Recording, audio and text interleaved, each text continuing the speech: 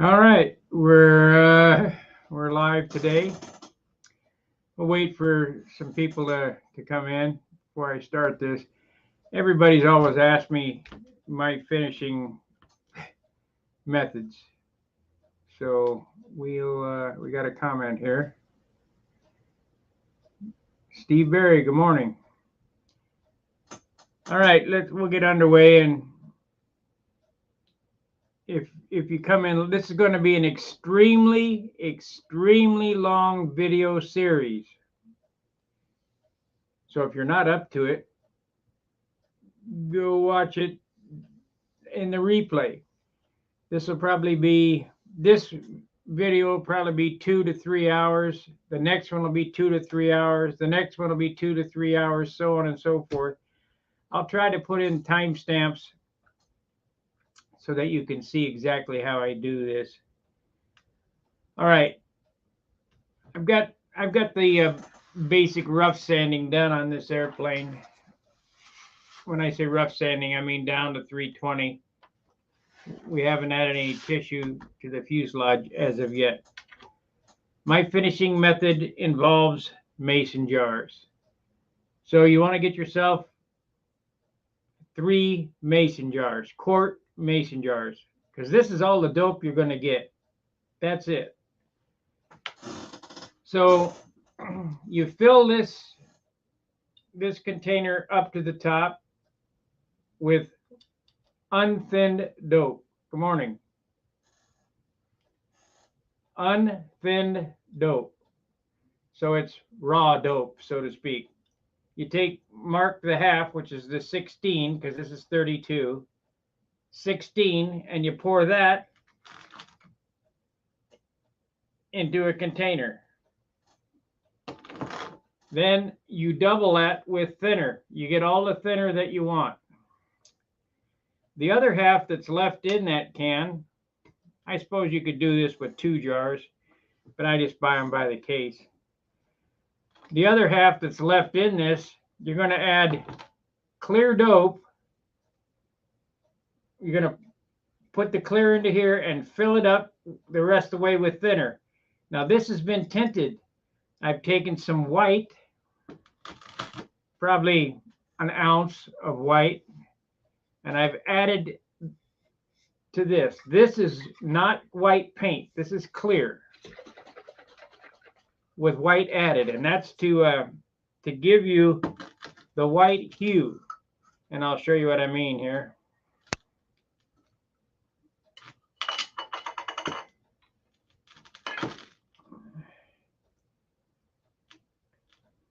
Now I've kind of cheated because I had some old.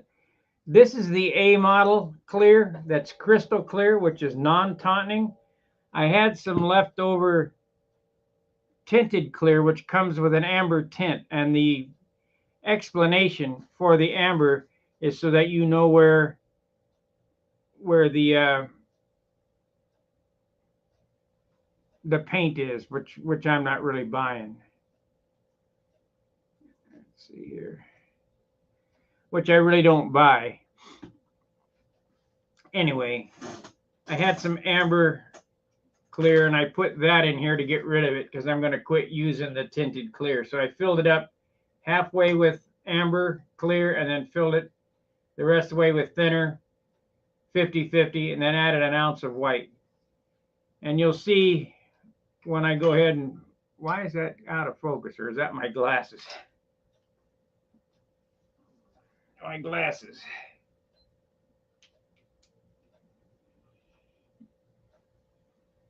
Oh, I sure wish my eyesight was as good as it was when I was a kid. Yeah, close enough.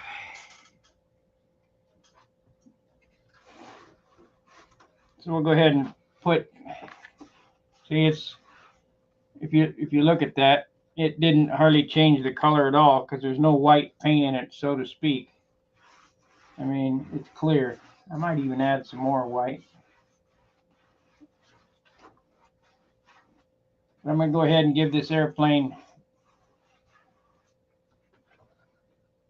a coat of clear, the fuselage. and the wing probably. Now you notice I'm going to stop painting right here because we're going to fiberglass the nose.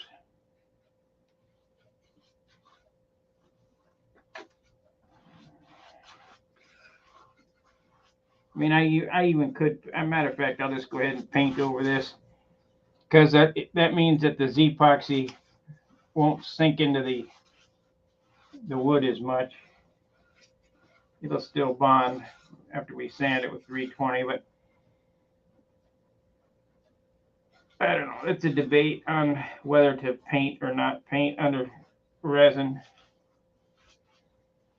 It'll be fine.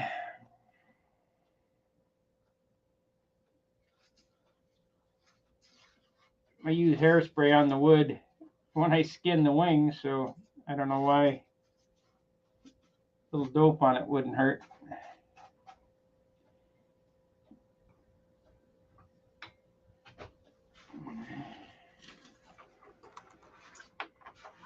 Now, if you stay with me today, I mean, I probably won't stream straight through 10 hours, but if you stay with me today, we're going to have quite a bit done. And I'll show you just how fast you can finish an airplane.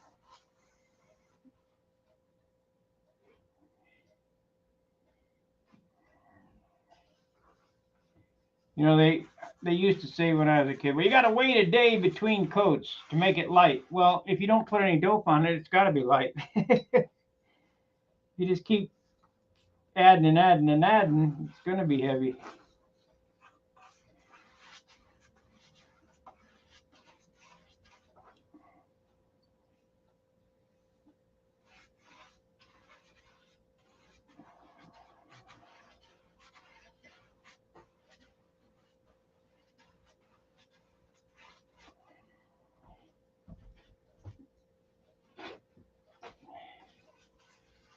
So if you guys got any questions about finish, now's the time to ask me because I'm a finishing.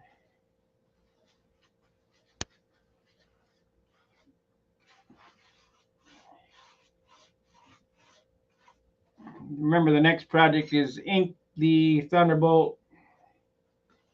Finish inking the Thunderbolt, get it in clear.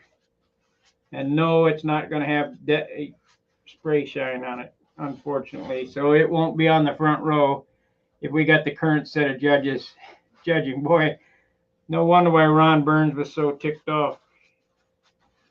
He'd have been on the back row again with this crew. I am going to urethane a rock for next year's Nats, depending on who's, you know, I might judge appearance myself because I have no chance because we don't have time to practice here in the Midwest. And I just don't have that natural ability anymore. I mean, normally I can do all right, but we're not ever going to be a top contender at the Nats till I move out of the Midwest.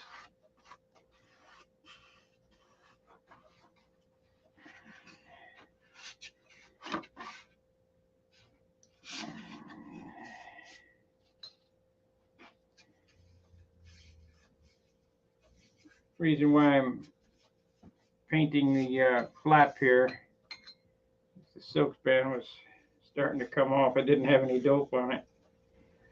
Remember this, the finish that's on this, or the paper that's on this, was done at John's, and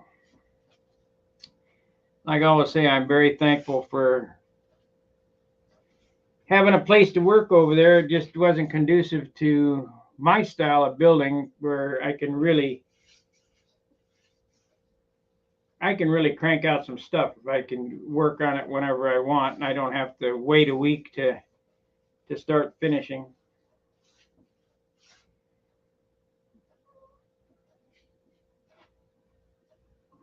You know, I think I'll get them flap finishing things I got. I don't know where I ended up with these. I think Cleveland. Hold on a second.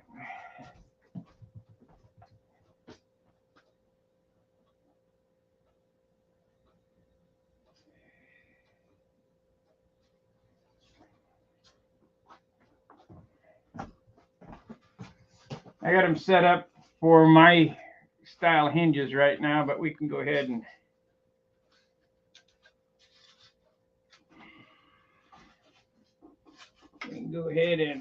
take this off and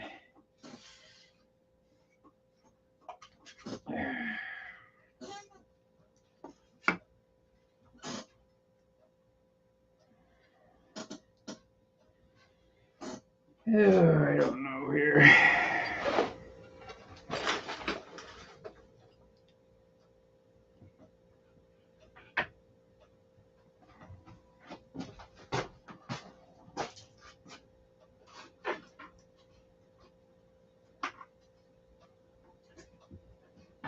So today we're going to get some superfill, fiberglass, dope. Going to move right along.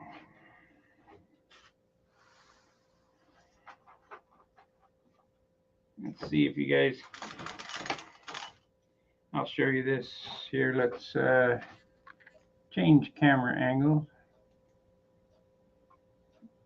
And get rid of this.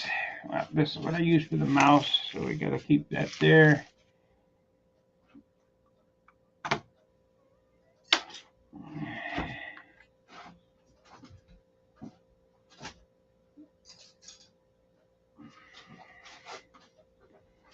Okie dokie.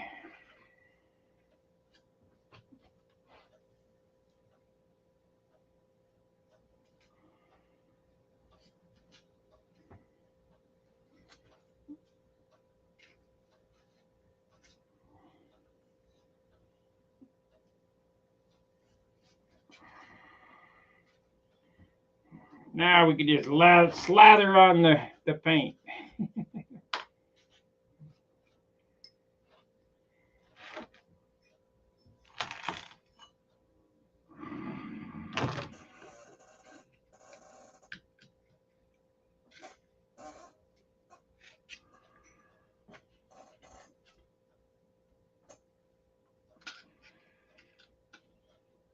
Well, hell, it don't seem to be exactly right.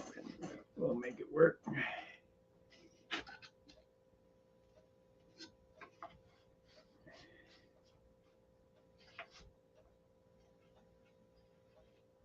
There we go.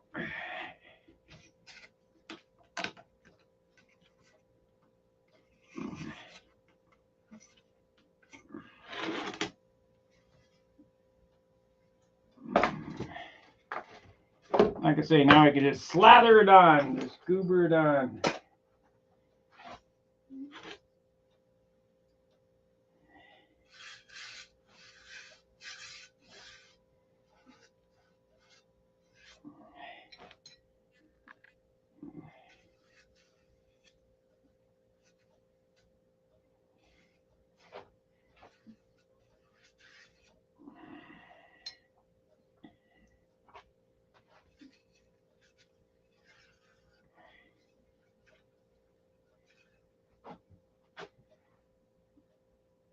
Can I explain the jig? Okay, I will here. I'll get another one. I gotta have one for the flaps.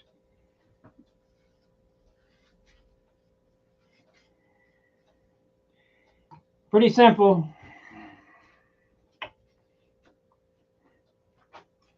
3/8 dowel with a slot cut in it.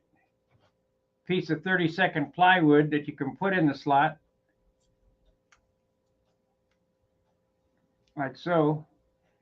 That goes into your hinge mark. Then there's holes drilled along here. You stick the peg in the hole, and then just hold up the elevator like that. Pretty simple.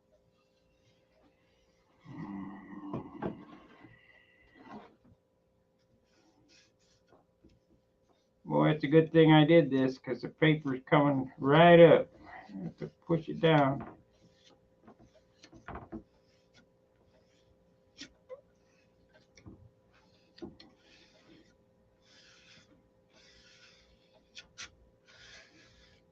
You know what? I'm going to take that off. Didn't get that rubbed down very good over John.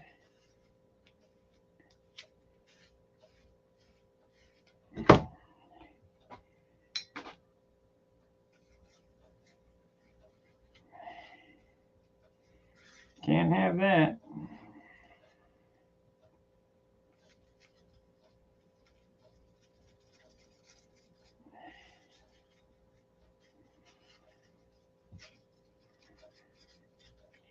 You can see that there's white tint on it.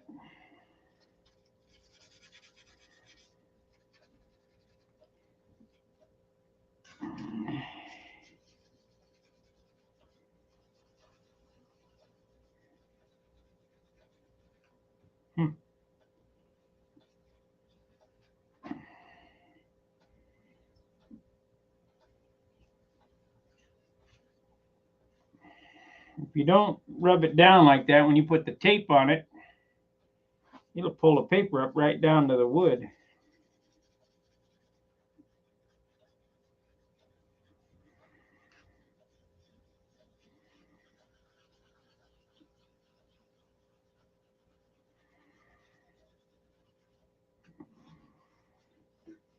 Looks like I might have to unpaper this thing.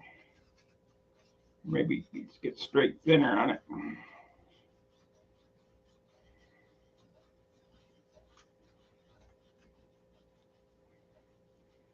Or maybe just not worry about it.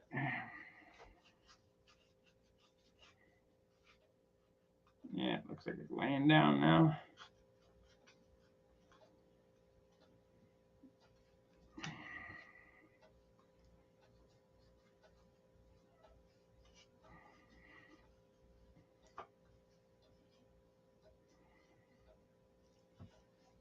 Remember, the dope is the glue. Pretty sticky stuff, really.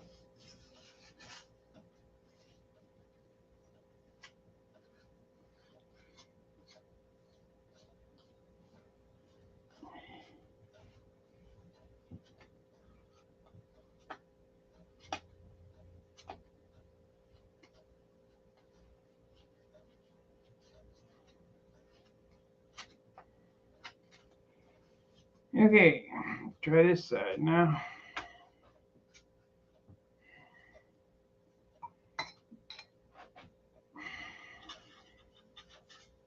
Yeah.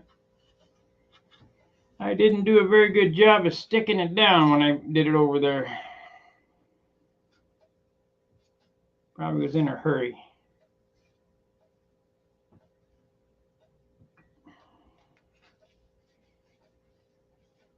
You know, it's one thing to be fast, but it's another thing to overlook stuff.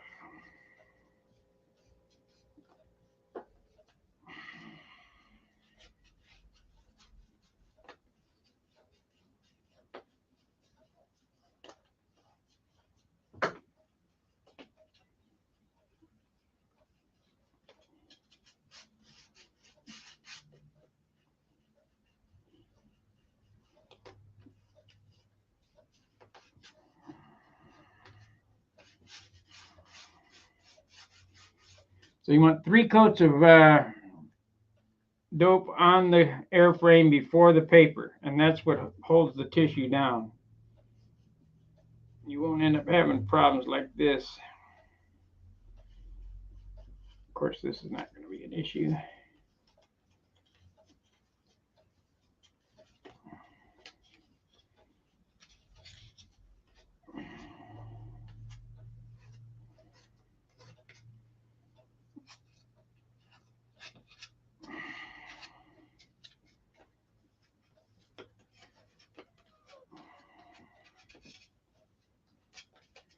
We have to dig out the window and open up the window and put the fan going again. Pretty strong in here, getting high.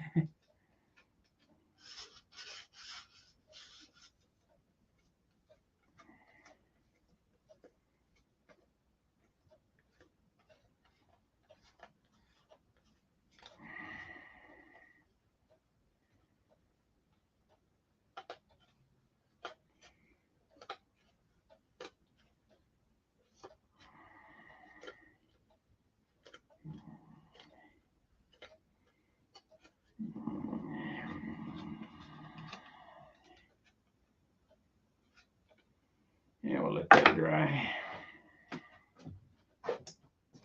I'm gonna have to go out in the garage and get some more paper towels.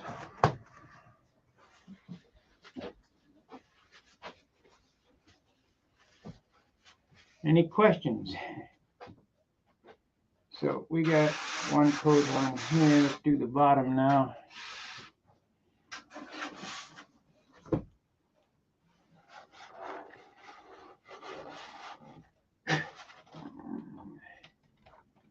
You'll notice I'm doing this without a paint stand. I'll get it on the paint stand when I start spraying.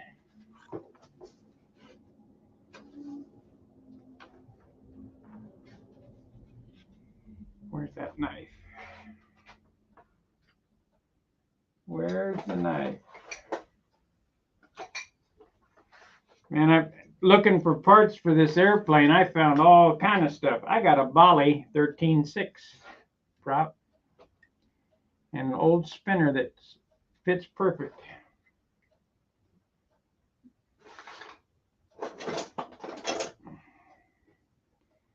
I need to cut that right there, and I don't see the knife. Damn. Come on. A new blade.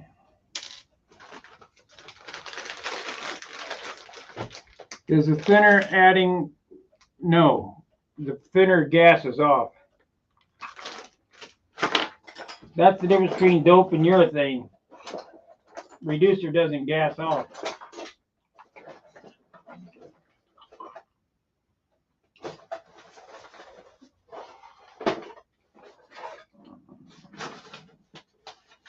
That's why they want to do away with dope, because of VOCs, because it goes in the atmosphere, the lacquer fumes. And if you ask me, it's just a bunch of environmentalist wackos.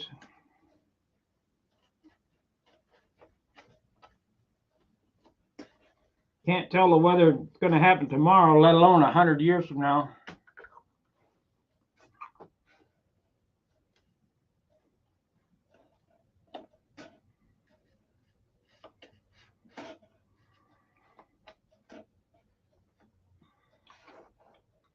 Okay, we got that. Now, if you remember, if you look right there, that's an opening that the bolt for the horn slides back and forth in. It's not a good opening, but you won't notice when I cover this up.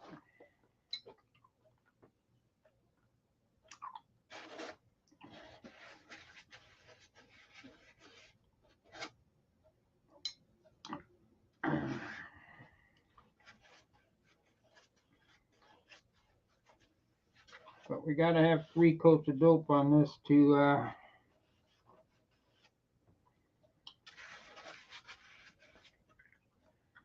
start sticking the paper down.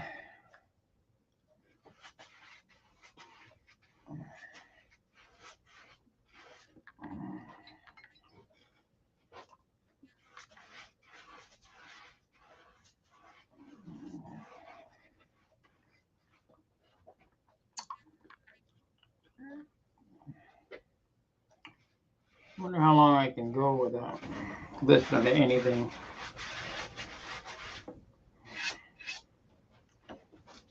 Okay, this one goes on this side.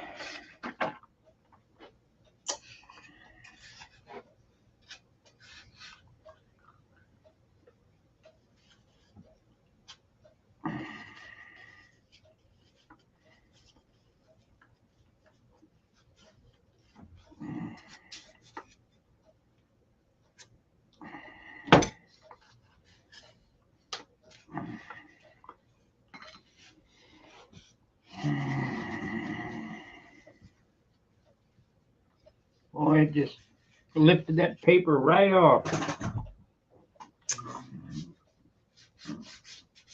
That is not good.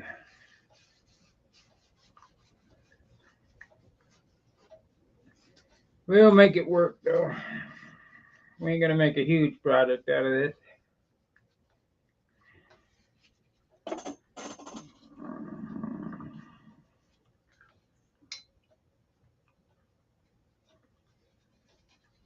Finishing is not that big a deal. It's just like right here, this is like framing a house, you know. It's get the material on there, And then the finished carpenter will come back in and finish sand it. And then the painter comes back in and shoots the paint. This base is just framing a house.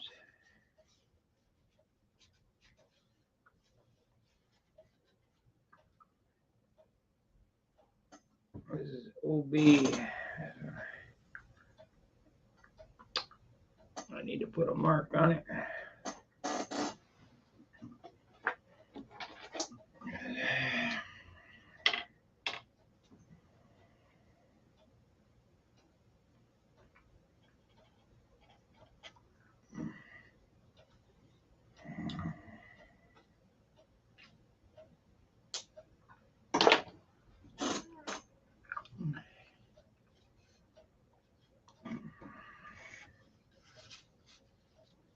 This is a boring process.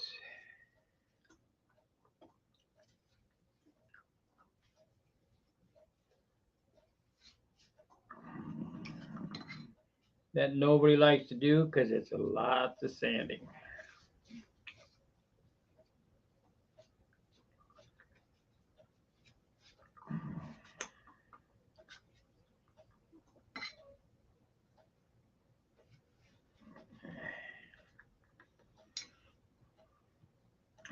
I can have this, I'll have this finished in 2 weeks, so you can look for my programming for this to run, except for the prop dyno and some other things to be added in. This is basically what this program is going to be about, is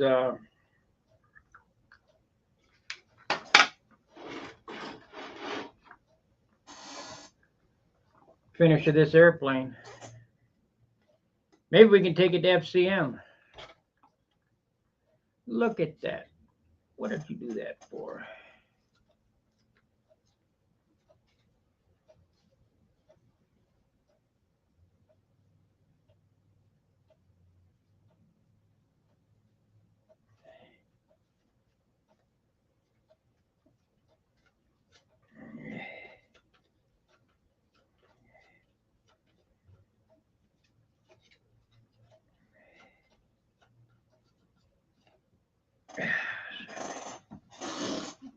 Hope I don't have that problem on the wings. I hope we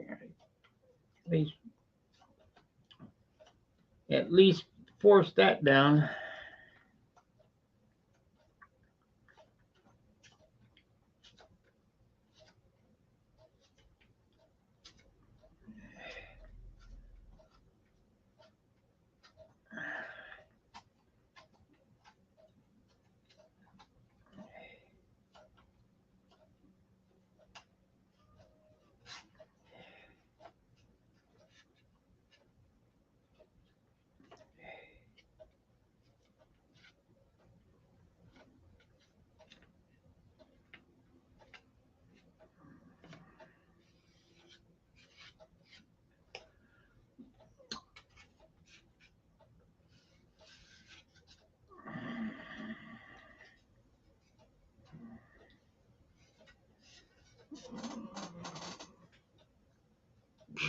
Well, hopefully it'll tighten up.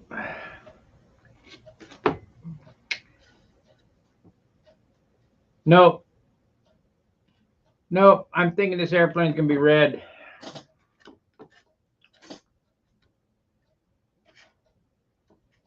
Monochromatic red. I got 3 different shades of red. Red, black, and white.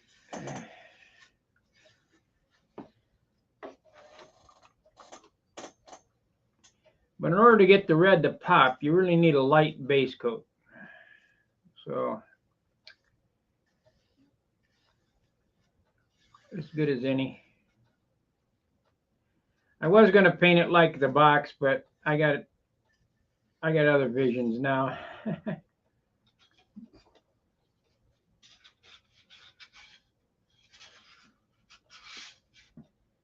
I guess we'll put another coat of this and put another coat on this, and then I'll sand it, because there's not really any paint on this. See if it lays down.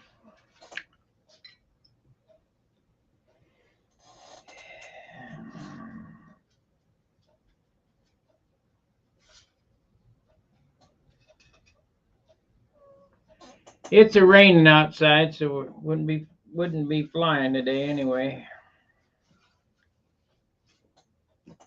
Like I say, the Midwest is not conducive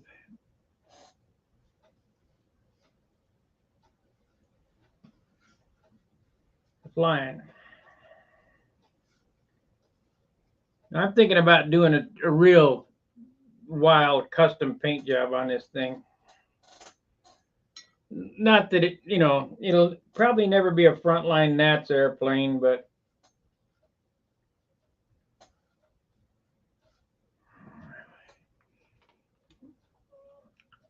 we'll do the fire engine gold leaf and all that stuff on this because I can do it on this one because it's a solid, a foam wing.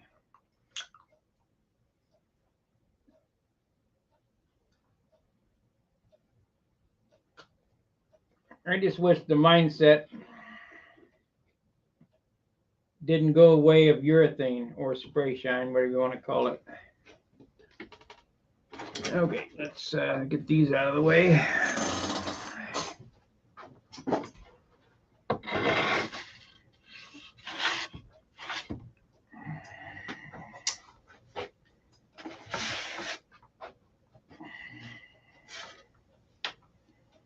Because that spray shine will make your airplane heavy.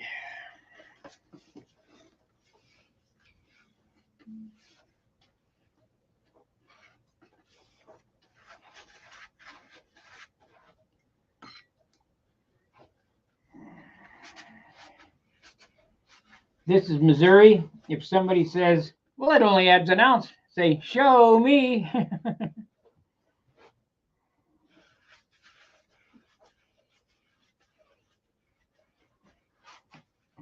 Somebody can show me that it only adds an ounce, I'll paint every one of my airplanes with urethane.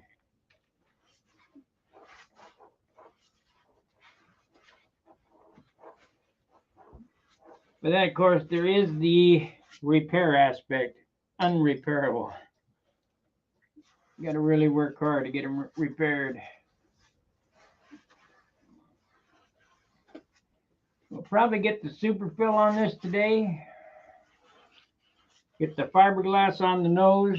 Get the cowl glassed.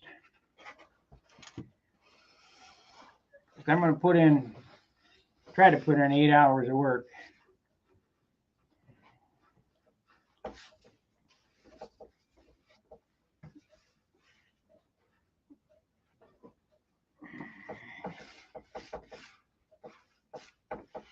Depends how bored I get. If there was somebody here that I could talk to, this stream would be better.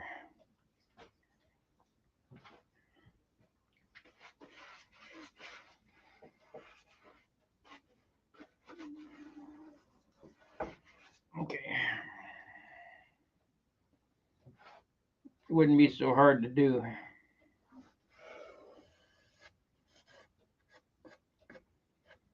Very hard. Talk to yourself for 8 hours.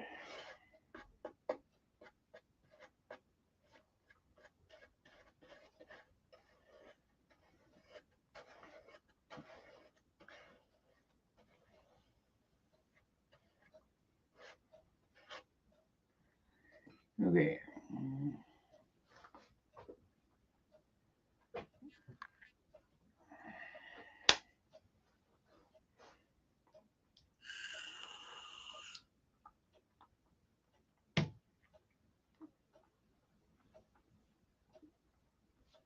MAGNUM. MAGNUM. So that's 6, 3 on each side. MAGNUM. No. Yeah, we could do that. Big old gold leaf letters on the bottom. Magnum.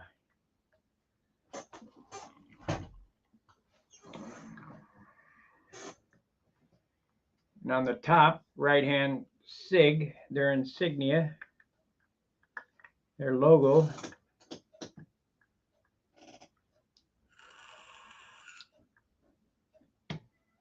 On a red airplane with black highlight around the lettering. We're going to do the gold leaf the right way this time. Oh, good, Lyle. Do I know you, Lyle? You seem to be familiar. That name.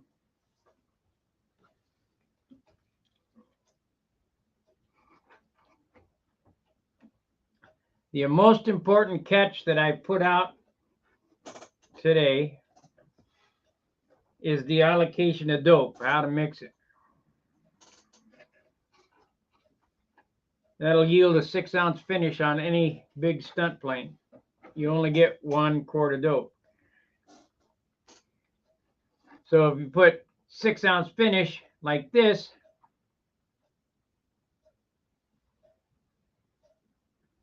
yeah.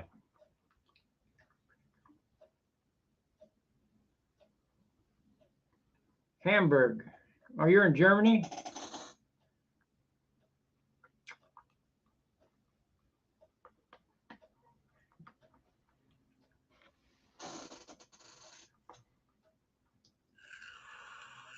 Was ist los? Der Hund ist los.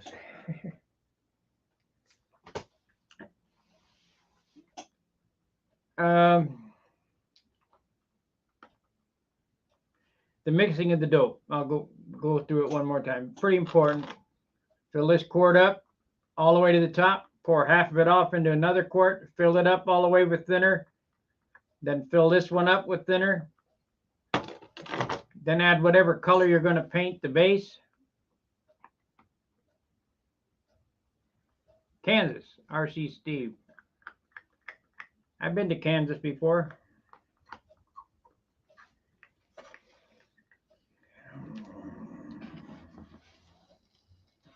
And if you got any taunting dope with the tint in it, use it as your base with the white. But then switch over to the crystal clear, which is the non-taunting dope.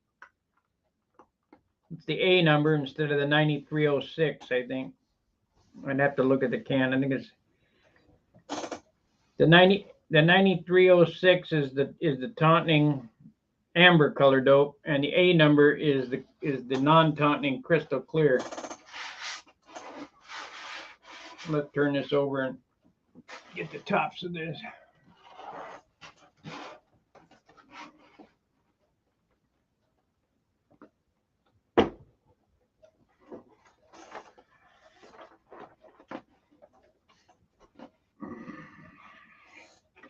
You know what? I'm just going to take these out, put them in the box so I don't lose them.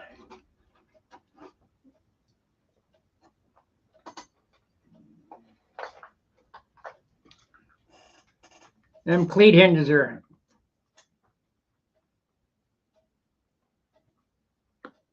20 years old.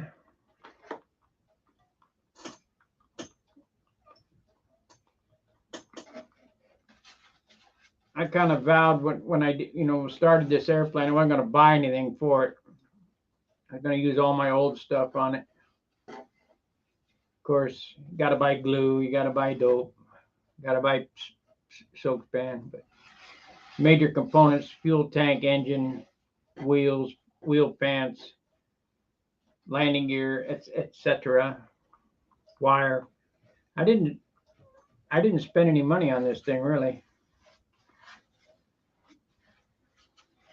I even used most of the kit wood, except the sheeting for the wing, because it was way too heavy. It was junk. Sheeting. I didn't use the kit wood on this. Now that I think about it, sheeting for the wing, fuselage is not kit wood. The nose block's not kit wood. The rudder, nothing's kit wood. Now that I think about it, because it was all crap. But I had it all.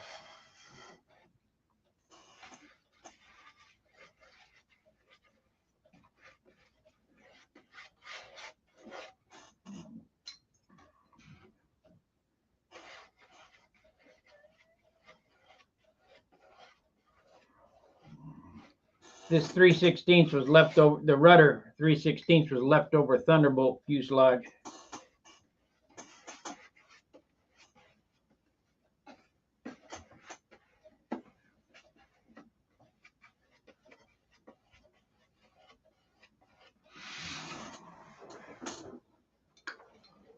Yeah. Elevators are built up. Where are you going? Come back here.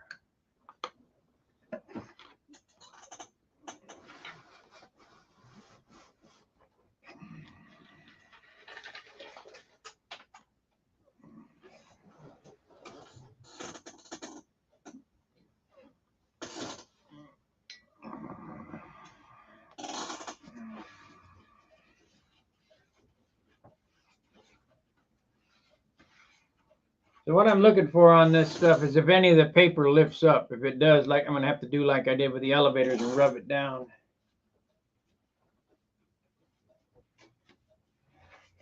We'll get 3 coats on the fuselage, then I'll start papering.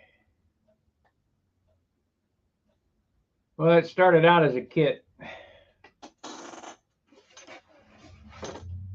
but the wood was so poor in it. I think I did replace every piece on it. I used scrap wood. I didn't buy wood for it. I used scrap that I had.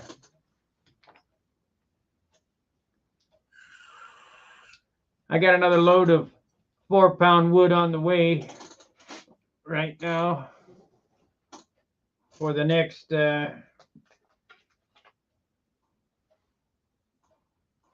airplane. Bought quite a bit.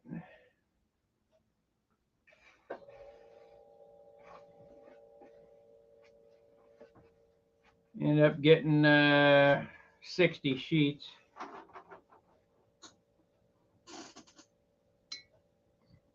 But it better be 4-pound wood. We won't be buying from that supplier no more.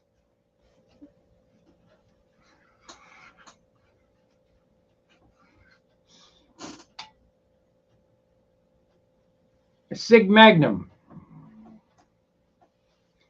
They don't make this kit anymore. I bought the kit at Brodak. Not this Brodak, but the Brodak before from Mark Weiss for $100.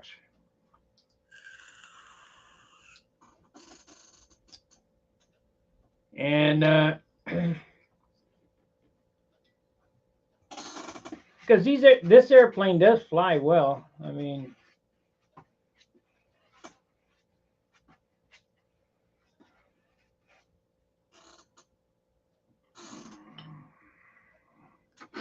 you can find them on eBay still. They're not made anymore, but you can find them on eBay, or just get yourself a set of plans and make a scratch build one. I really don't like the way it looks, but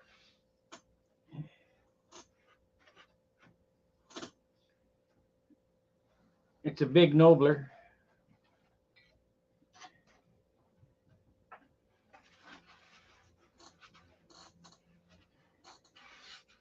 Of course, what airplane is not a big Nobler?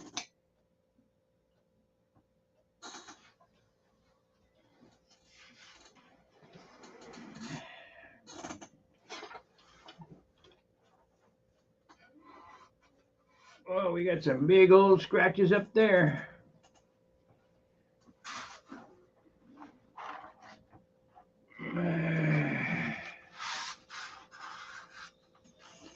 We got some scratches up there.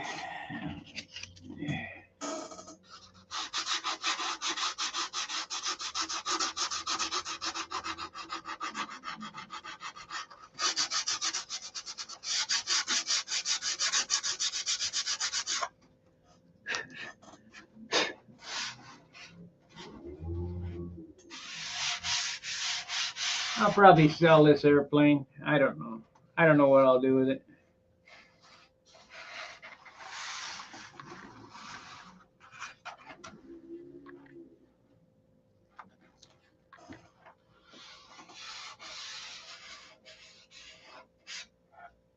I only have, thanks guys. I National Balsa used to be really good. Then I switched to Bud Nosen. Well, let me go back. All my wood used to be bought from Riley Wooten, and Riley would send me exactly what I wanted. I would tell him, go out in the shop and find me the lightest pieces of wood you got. And he would always send me primo wood. Then I switched to National Balsa. I know all these guys, I'm on a first name basis with them. I can call them right now. But then the balsa dried up, and the definition, they, instead of finding good wood, old growth wood, they just changed the definition of the balsa wood. So contest wood, instead of 4 to 6, went from 6 to 8. Well, shit, you can't do nothing with 8-pound wood, not make it work. So then I started looking for alternative sources. Now I got some really good wood from south of the equator. I can't tell you where because I don't want him, I don't want to give out the name.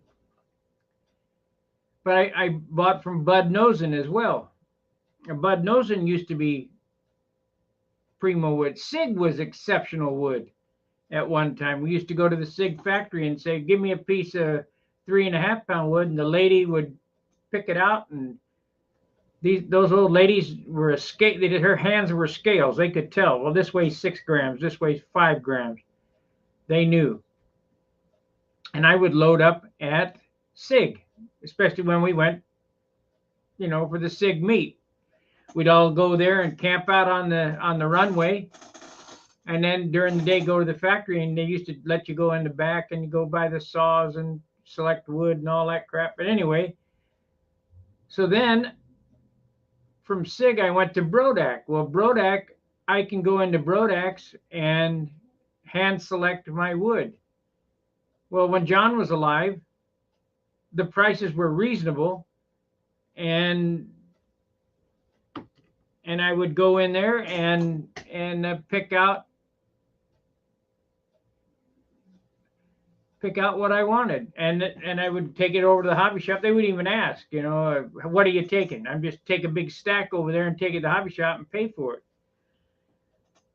Well, SIG then, John then bought out a big RC kit manufacturer, and the wood became crap again. It became 8-pound wood. So then it went south of the equator, and we got really nice, beautiful wood, not quite as light as what I would like, but it was high quality, straight grain wood, all usable. Matter of fact, my big Continental is built out of that wood.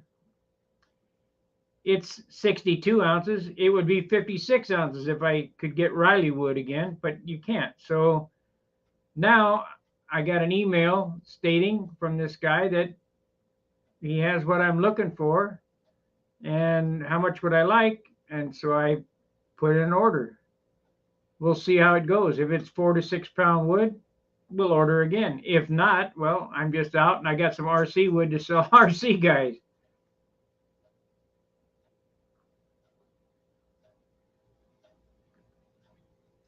I'll tell you what, when Aerogloss closed down its shop and quit making Aerogloss dope, I switched to SIG dope. Had I known what I know now, it would have been right away to Randolph. Not certified, not Acme, Randolph. That's what you got. You got to use Randolph if you want a light airplane. The pigments in Randolph are twice as what they are, at least twice what they are in the SIG paint. You take a quart of SIG white and paint your airplane, and it will not be opaque. I'll take 3 ounces of Randolph and paint an airplane. It'll be white. That's just the way it is. That's how much difference there is in pigment. And Brodak, went to Randolph, and and said, make me some proprietary paint. And their paint smells way different than Randolph. But Randolph makes it for them. Randolph makes all the dope. And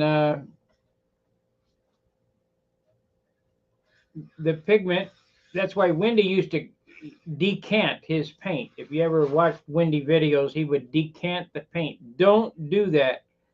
It takes the binders out of it and it turns the paint to chalk, where he's doubling the pigment by decanting off the vehicle, the binder.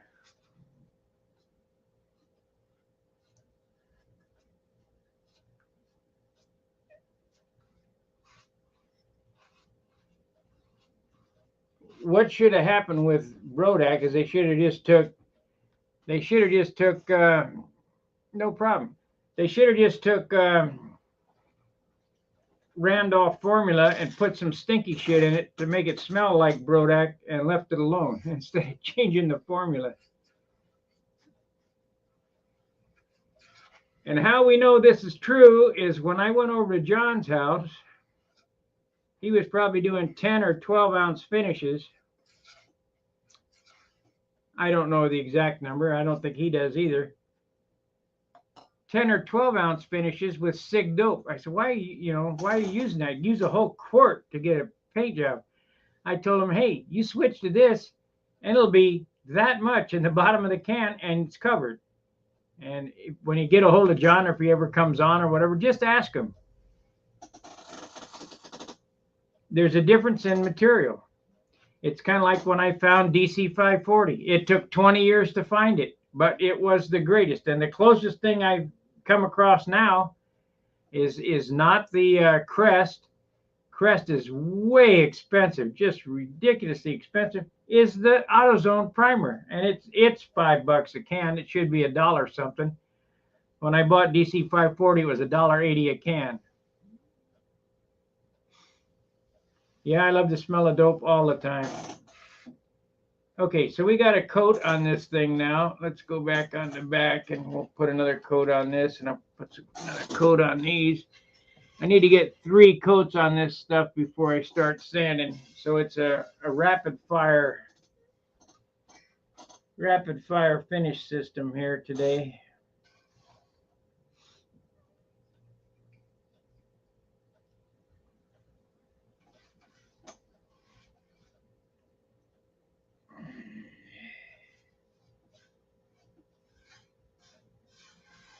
We'll let these dry up and sand them up and then get another coat on them. The best smell is Aerogloss and Johnson's baby powder. That is the best smell. That smell is, woo-wee, I love it.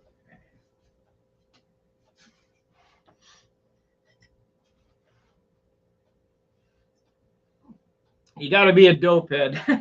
Like that.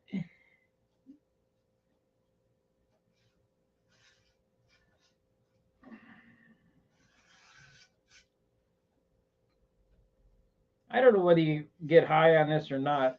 I mean, I don't see, it doesn't seem to affect me, but I've been doing it for 60 years. I don't know whether you get goofy or not, like sniffing glue, but it's great. Great stuff.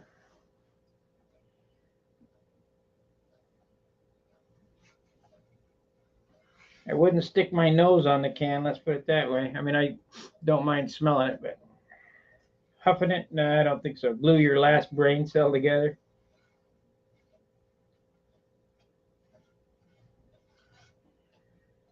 Yeah, I need to get the fan running sometime today. No, I didn't turn on the fan yet. I'm not sure. Midwest used to be good wood. I got some wood. Here's a piece of Midwest right here.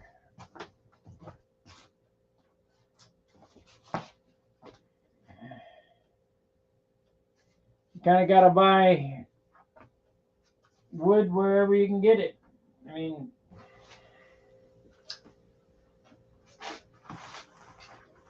No, I ain't turned on the fan yet. I will after this session. This session will be 2 hours. Take a break, turn on the fan. 2 hours, eat lunch, turn on, come back 2 hours.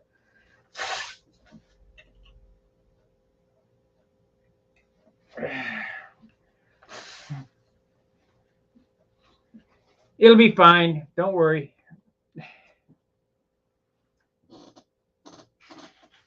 It'll be fine. Well, at least that came out nice.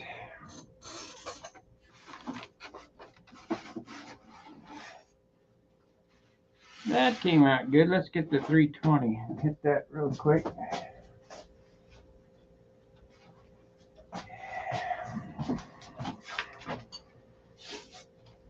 Rapid fire dope finish. I don't know how many guys were around when I built that Aries in 11 days, and that included the finish, one the Spirit of 64 or 2 or whatever that is.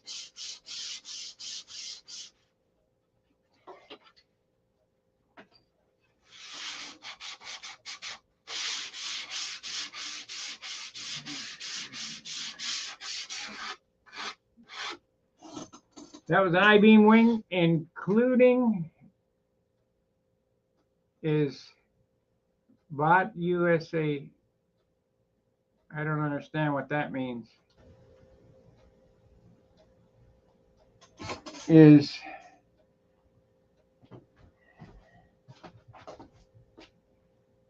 oh, Balsa USA any good? I bought from them too. I know I'm on a first name basis with them too. It's hit and miss. I mean, if they don't have the inventory, they just don't have it. See, the deal is the Balsa supplier that you're getting your wood from. There's a difference between old growth and plantation growth. What we're getting now is plantation growth because all the old growth has been drug out and sold. So when they started building these windmills to use this balsa wood in windmills, they started balsa plantations. They don't let it grow very long, so it doesn't get very big. It just, gets pretty small. So that the wood at the core or the pit is heavier than the wood at the extremity. And have you ever seen the balsa tree? Look up balsa leaves, balsa trees on YouTube and see how big the leaves are. The leaves are as big as a bed sheet on a balsa tree, and it's not really a tree, it's a weed. And it's considered a hardwood, believe it or not.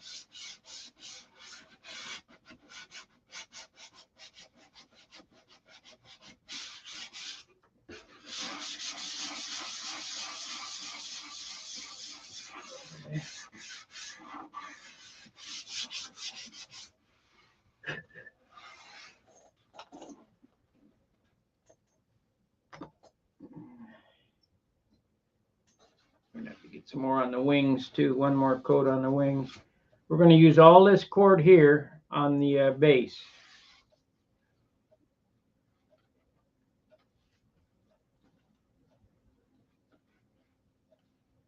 And all that cord on the top coat.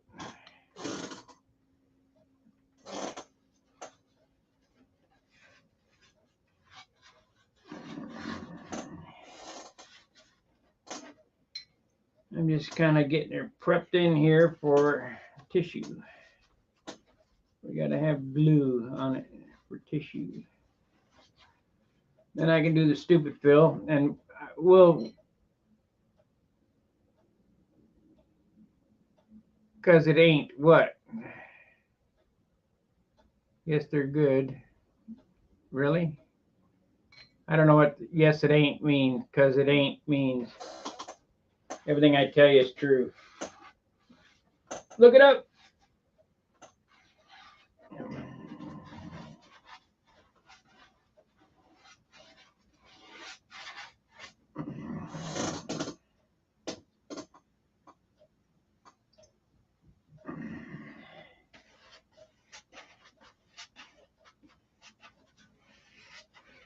It's considered a hardwood due to its leaf.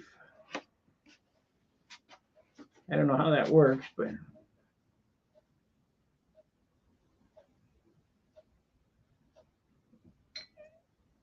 yeah. Have you ever seen 20-pound balsa wood? It's just like you could build a house out of it. It's 2x4s.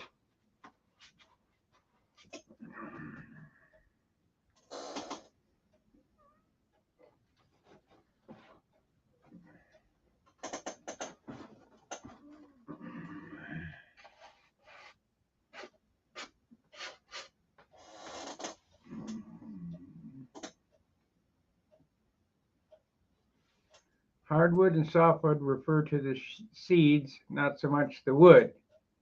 And the leaves, like are mentioned. Yep.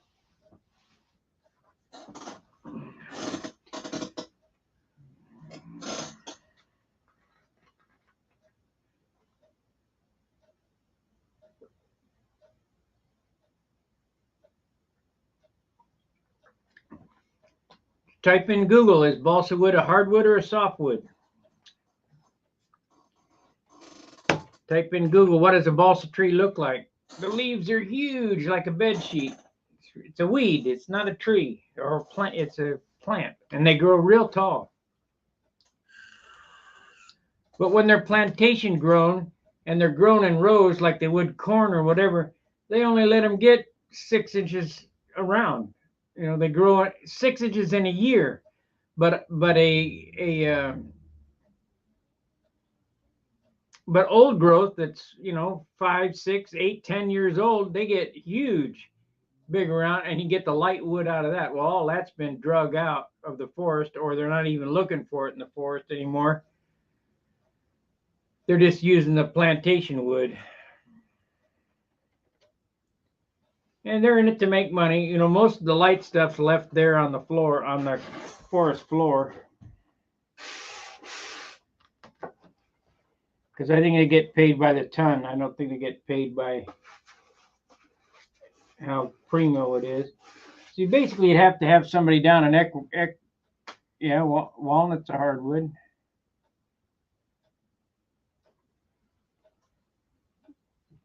You'd have to have somebody who lives down in Ecuador, because that's mostly where it's grown. I'm sure it's grown elsewhere, but forest grown like fake diamonds. But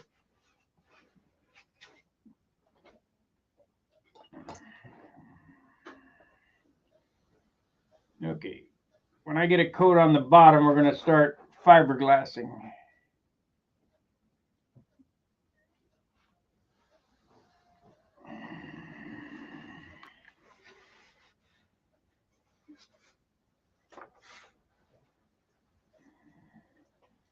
You'll notice here on the nose, this was one solid piece.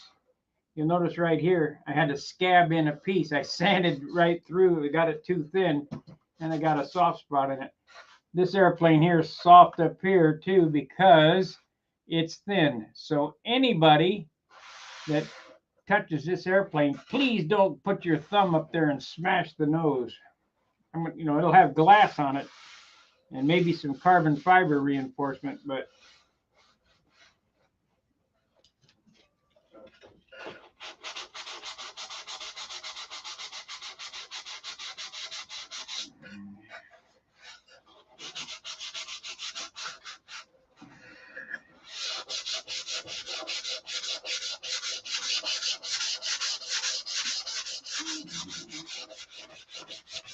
see, that's what's so nice about this new round-off is this is dry up here. It's already tottering off. I don't know what they've added to it, but people were probably bitching that it took too long to dry. They put some xylene in it or something. I don't know. Except your hands don't tingle. Can't be much. Just enough to make it dry.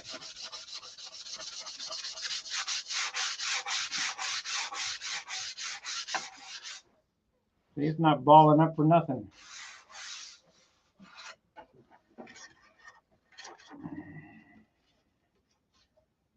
I have a big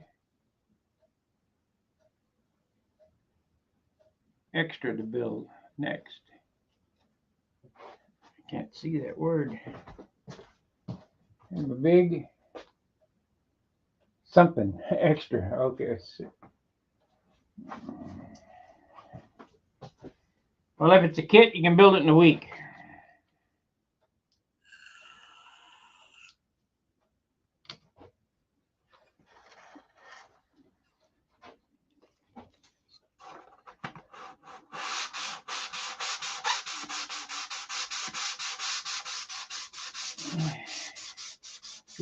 Kits are really cheating. All the parts cut out for you. Laser cuts go together like a jigsaw puzzle.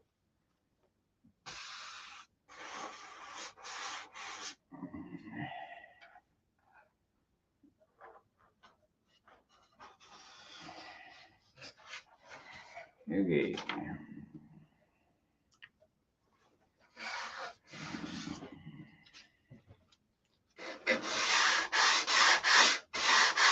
Remember, break over the edge on these.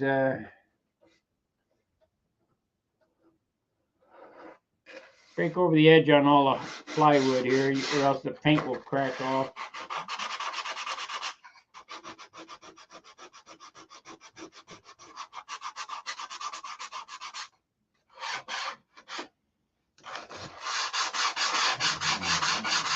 We still got to super fill the cowl line, but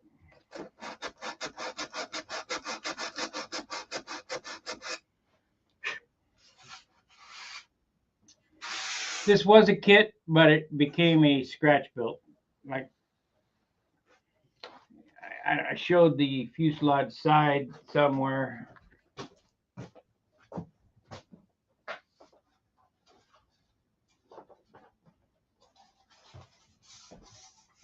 This is the kit fuselage side that came with it.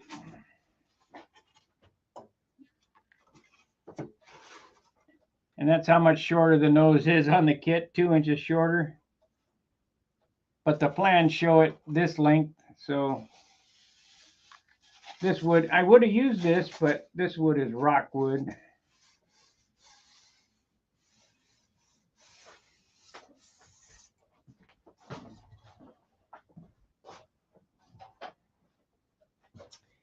Any job worth doing is worth doing right, that's for sure. Let's get another coat on this, and then I'll start glassing.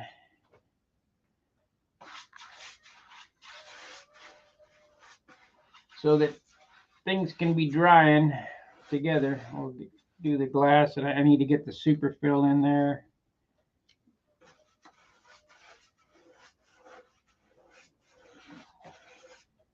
And as the glass is drying, we can paper the fuselage. You know what? I need to move this box.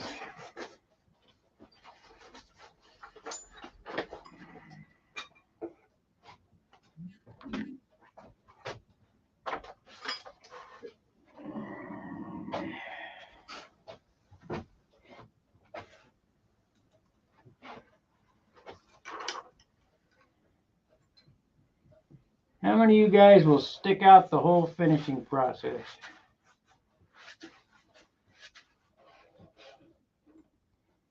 This is the roughing. The finished carpentry is what's boring. The sanding. You gotta sando the bando.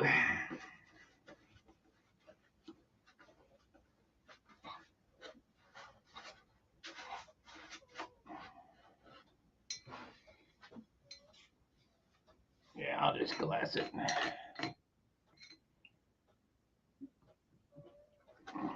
Like I say, this will probably be, we'll do 2 hours at a clip.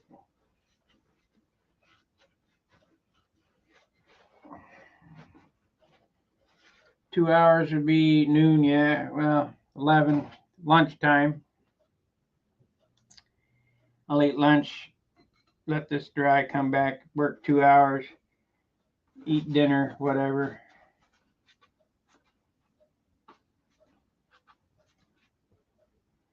We're going to be well on our way to a finish by the end of the day. I can tell you that right now.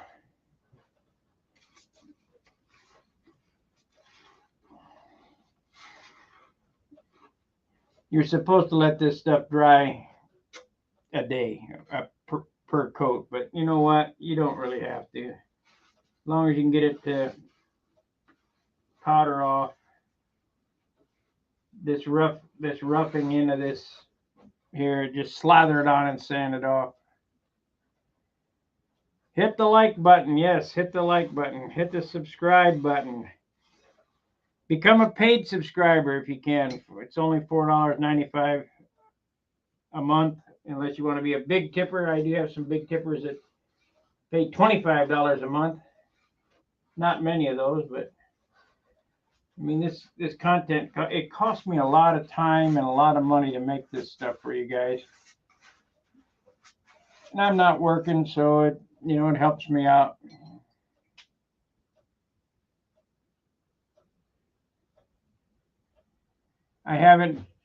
The propeller thrust stand is not finished. I just got the scale in the other day. We're gonna work on that again.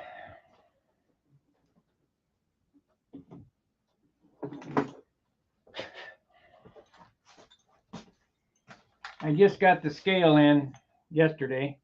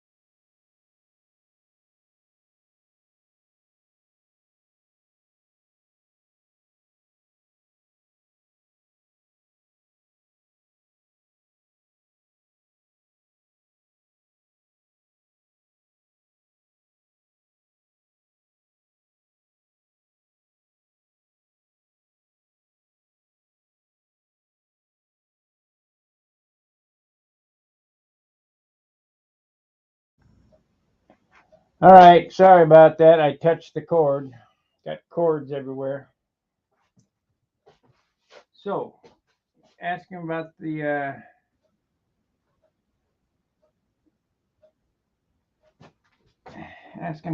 prop test stand. Yesterday, while out at the field, I got a baseline on my airplane. So I'll get that dyno. I got to finish the dyno.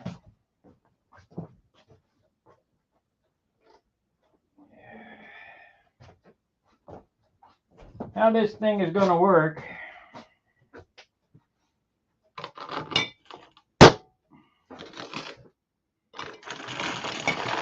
Here again, not enough room. Never enough room.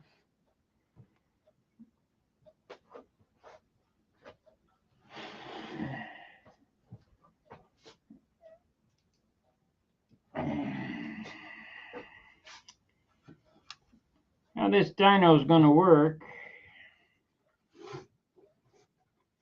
This is on a slide, on drawer slides.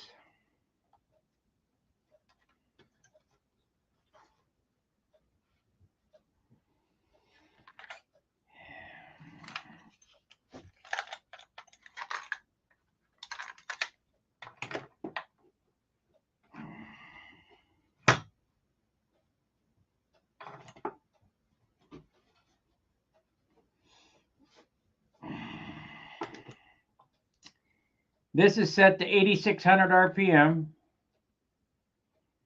I'll hook this to this and anchor this over on this side. I gotta fix the battery. Push the button. Speed controller will spin this motor up. It'll run for a minute, but I won't run it that long. It'll only take 30 seconds, but lowest we could set it was a minute.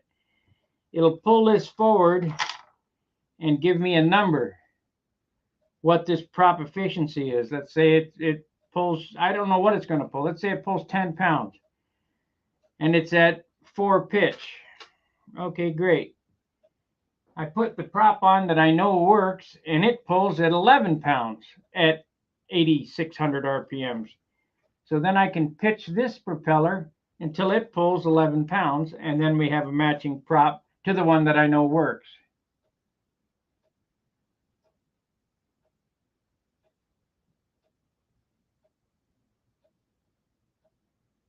I don't know. I'm sure somebody's done this before. I mean, it can't be a new idea. With the advent of the electric motor, this makes this concept super cool. Otherwise, you'd have to start an engine and pull it. But now I can just push the button, wait 10 seconds. We got the timer set to 10-second delay. Wait 10 seconds. It'll run for a minute, which I won't run at a minute. I'll just run it 30 seconds, push the button, it'll quit, and get a reading on this, on the scale. It has to work. It absolutely has to work. There's not a doubt in my mind that it's not going to work.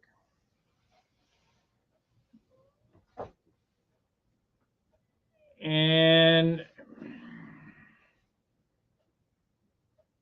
you know, when I thought of it, I thought I'd use a gas engine. Then John suggested use an electric motor. Now he suggests instead of using a battery, use my power supply, which I probably do it with the battery first because I don't know how to step down that 24-volt system to whatever this puts out, 18 volts. And I want to smoke the motor. So I might have to run it through the balance board or through the power supply, you know, the charger or whatever. I don't know. But eventually it's going to end up with a power supply instead of a battery. But you can look for this probably next week. We'll finish this up next week. I'm going to get the Magnum done. Work on the Magnum today, and we'll work on this next week. Because I need a new board. This board is twisted. I'm going to drill some holes in it and screw it to the bench outside.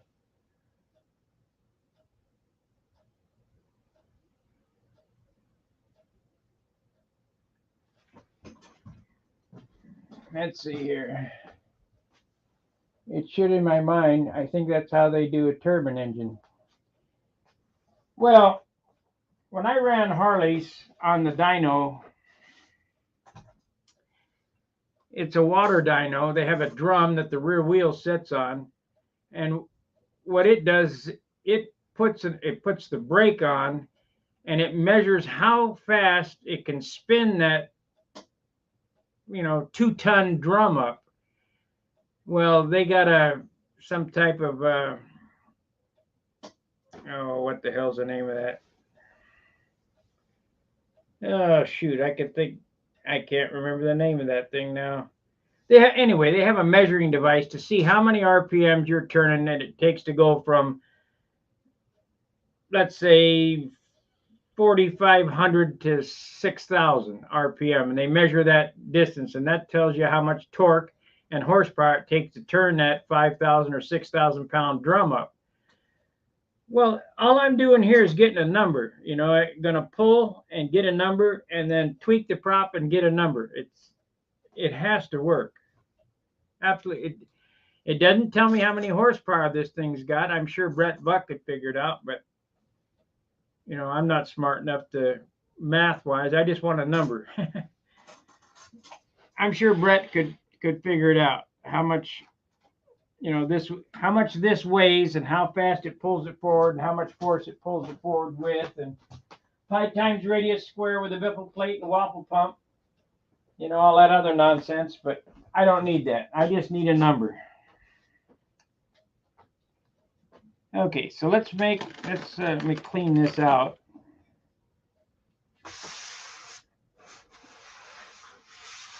We'll go one more coat. I'll do one more coat, then I'll Yeah, math. I'm not good at that. I'm good at abstract thinking and mechanics.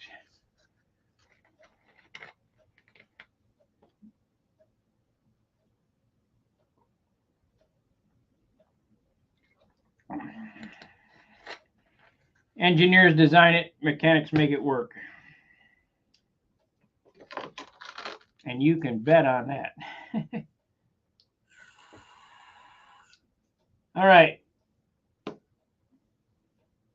Let's do one more coat on the raw wood so that that's drying while I'm fiberglassing. That's 3 coats. That'll be good enough to stick the paper down.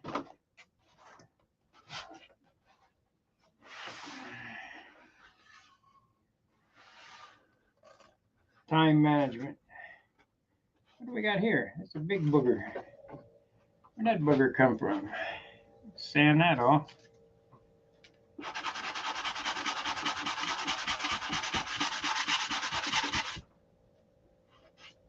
It'll be fine.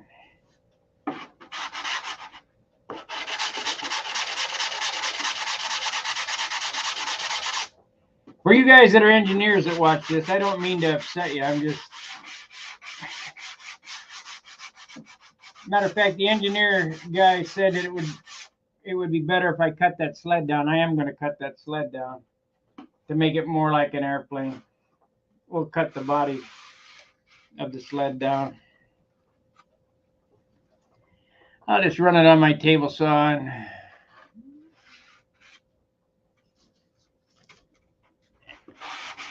cut an inch off each side of where the motor bolts, and they'll be closer to what a model airplane is. I just was looking for something that I could get all the electronics on, and I just picked a number. You know, that looks about right. He's probably right, so we'll get it.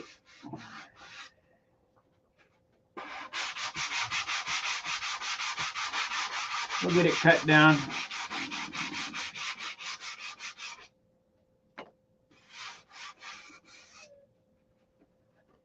Okay, let's get another coat of dope on this.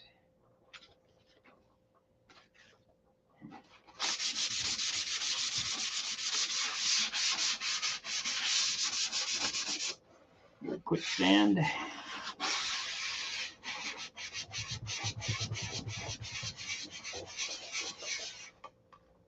Oh, it's really raining now.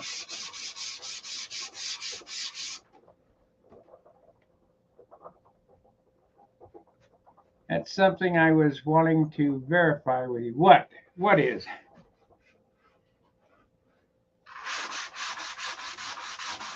Are you the one?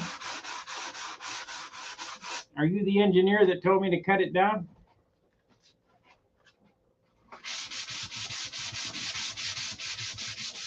You'll be fine. We'll get it.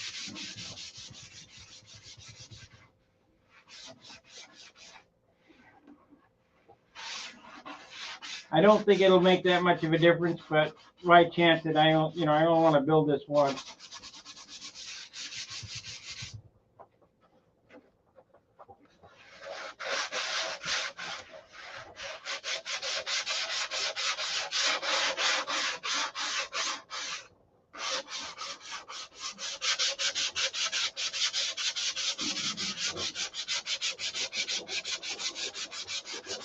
Boy, listen to that rain coming down now. Hope my roof got fixed right.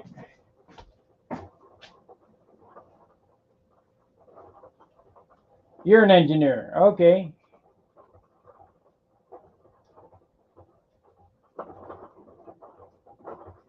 No, that's what I'm using now, the tauntauning stuff. I just changed up from tauntauning to non-tauntauning because of the dye in the clear. If you use that tauntauning clear as a top coat on a white airplane, within a year it'll be yellow, and you'll go, "What happened?" It looks like you just were smoking.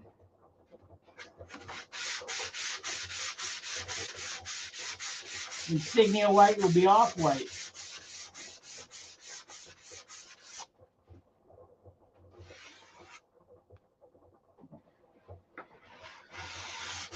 Well, Lyle, I'm a backyard engineer. Yep, that looks about right. I can tell you what's going to work and what's not going to work.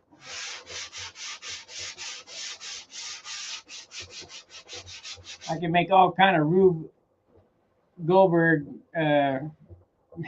contraptions.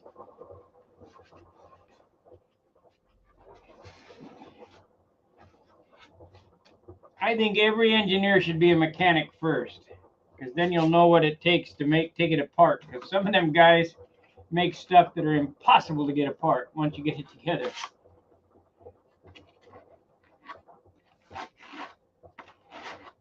If they just thought it out and moved a bolt a 16th of an inch, it would be better.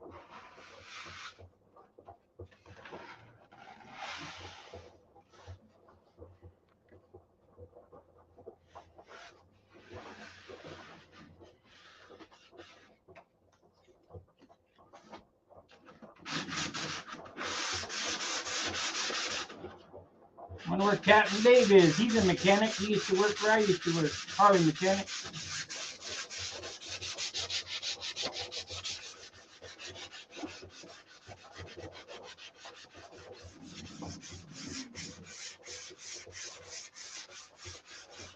If I get this new job that I want, I think it's going to be without what I learned on model airplane. I would never have succeeded in engineering.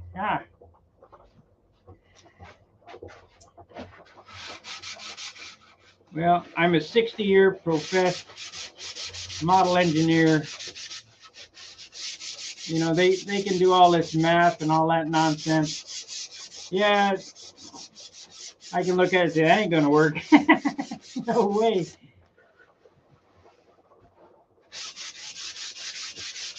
Nothing's changed.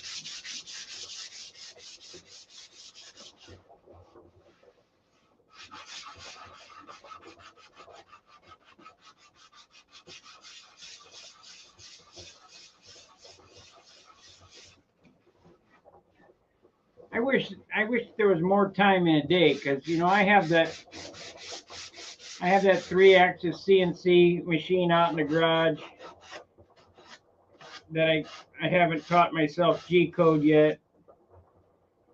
There's just so much. There's not enough time in a day to build airplanes, figure all this crap out, and make something.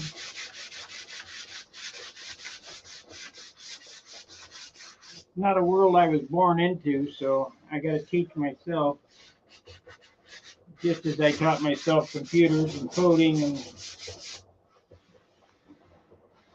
video editing and all that other stuff. That's why I quit editing, because it takes longer to edit a movie than it does to produce it. So we just do the live streams, and if you guys want to watch, you can, and if you don't, that's fine too.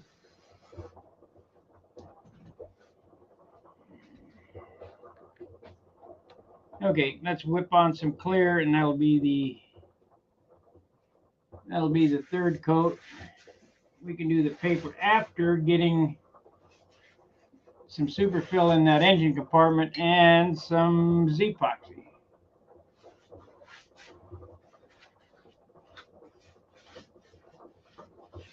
We'll get the paper on this today, you know.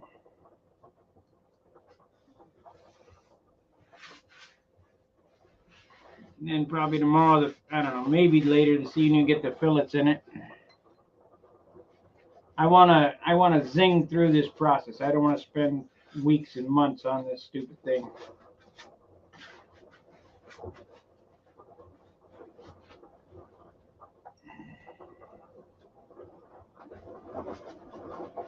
Not like I need another airplane to fly. I got 15 of them here.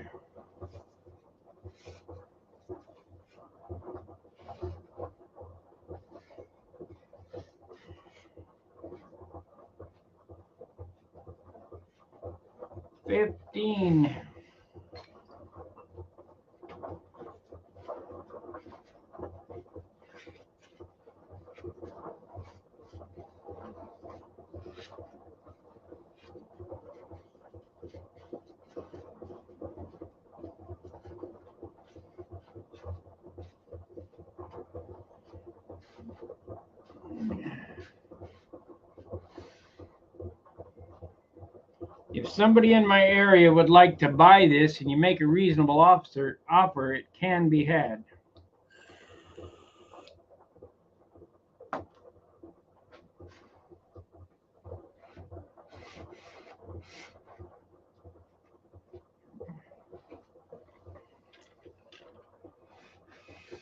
And if you make the offer before I finish it, I'll even put your AMA numbers on it. Test fly it for you.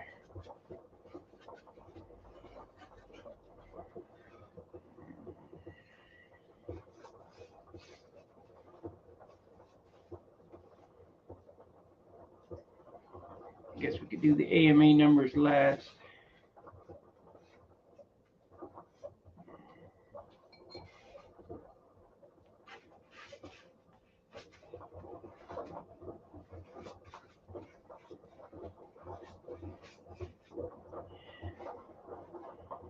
I told Steve, we're going to be building them crossfires, to give me a couple $100 for wood. What? That's a lot. Yeah, well, now you know why kits cost so much, because it actually costs $230 for the wood. Brodak's getting $300 for a kit. Well, that's about right, because the wing course costs $60, which is cheap.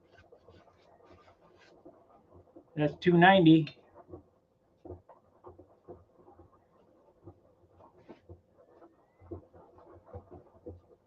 No, don't use Dr. Paper works. I have a roll up there. It works. Just go to Brodak and or go on the Brodak site.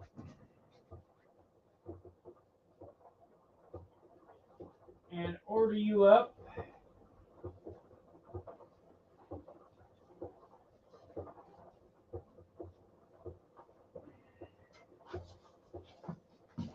This is what I use, Brodak Light Silk Span. Super expensive. $7 for this package. It takes 2 packages to do an airplane. This stuff used to be a dime a sheet.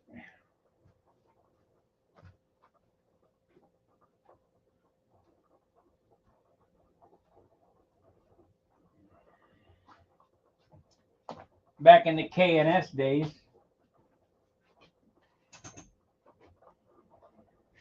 So we got to wait for this to dry so I can flip it over.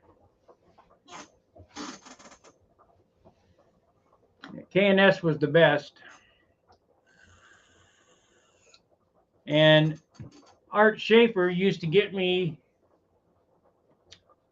real Japanese tissue. That was good stuff. I mean, really good stuff.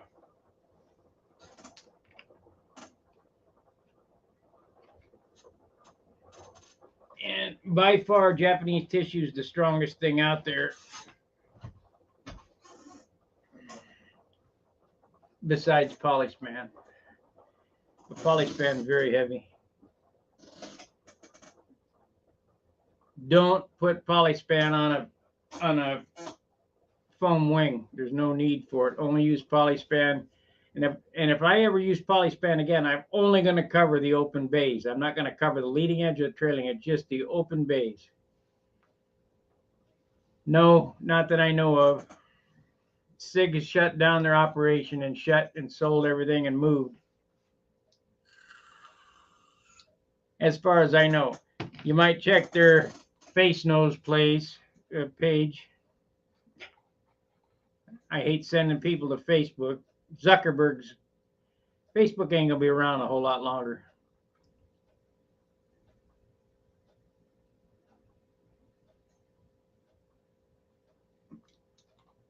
He's milked it for everything he could.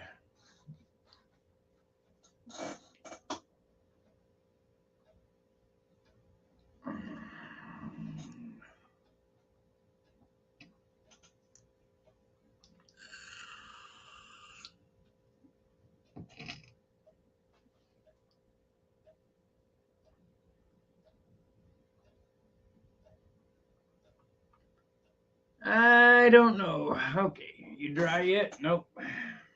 We're waiting. Hurry up. As the coats progress, the drying time is longer and longer. Let's put put another coat on these elevators, I guess. See if we can't get it to lay down. Oh yeah, yeah, they'll be fine. Let me sand it up. I have to do the flaps too. Yeah, this feels good. Feels good.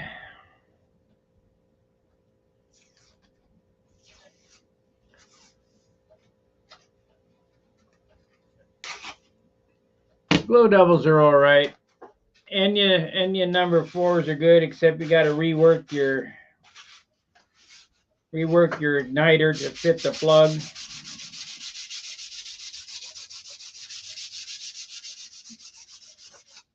The price of glow plugs is ridiculous. $15 a plug.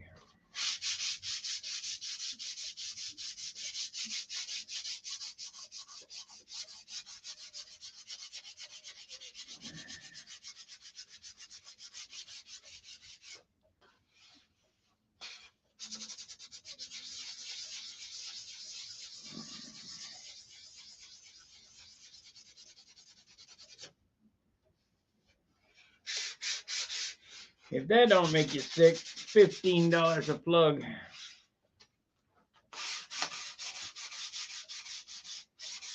They were under $1 at one time.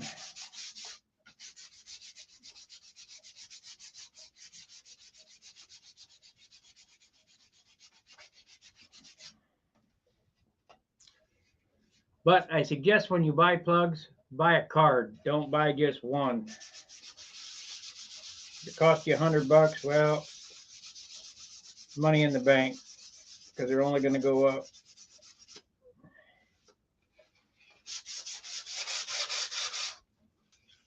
This is coming out nice. I'll get another coat on this.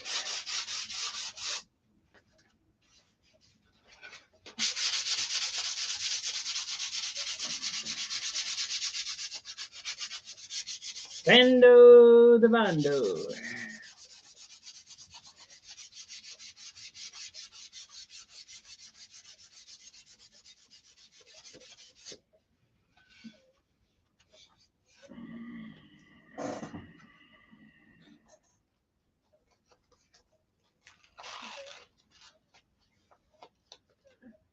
Yes, I use plugs from Mike Goes Flying. They're good.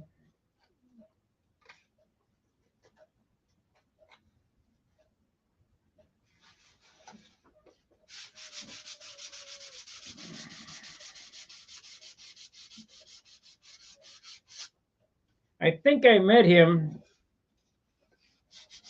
at Triple Tree,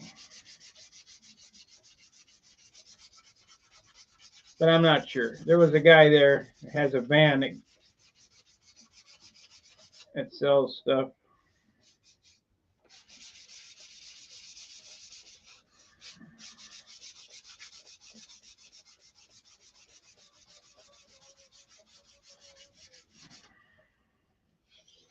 I bought a roll of RC car silicone tubing, medium, and it seems to be just as good as that red tubing that we used to use.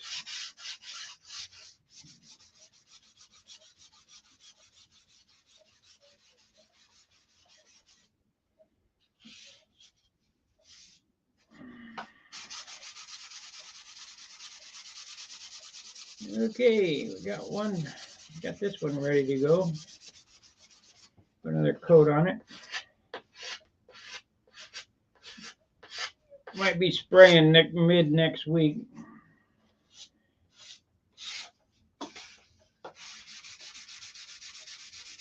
This paint series will probably be 2 weeks.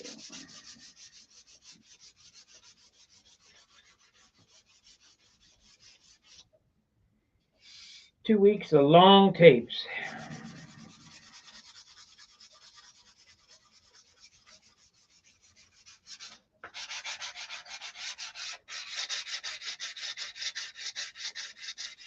But you'll get to see exactly how I do things.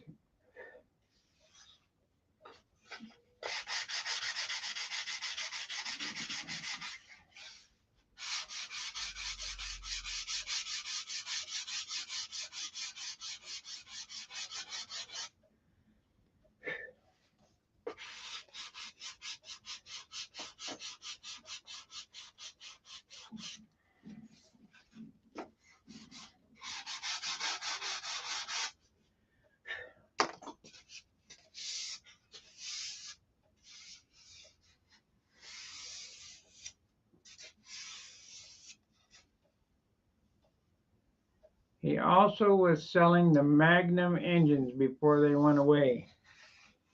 I don't know anything about Magnum engines. I can't give you an opinion whether it's good or bad. I've never used one. I'm strictly an old school guy, Super Tiger. Then the PAs came out and I use them. Can't get them no more. Of course, yes we can, but it's a matter of 30 grand.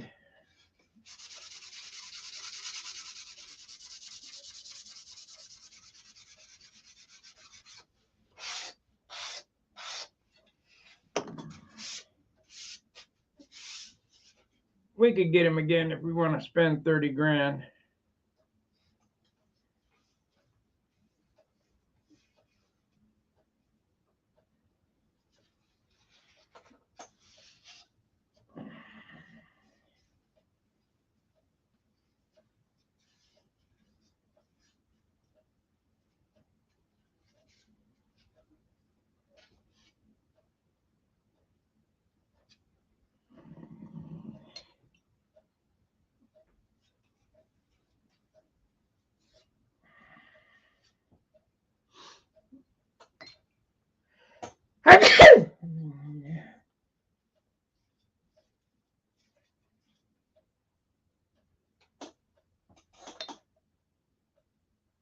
What happened to the stick? Yeah, fell out on the ground.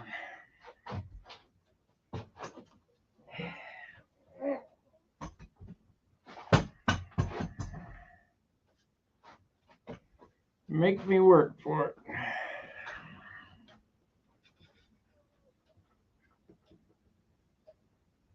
Oh, no, it didn't.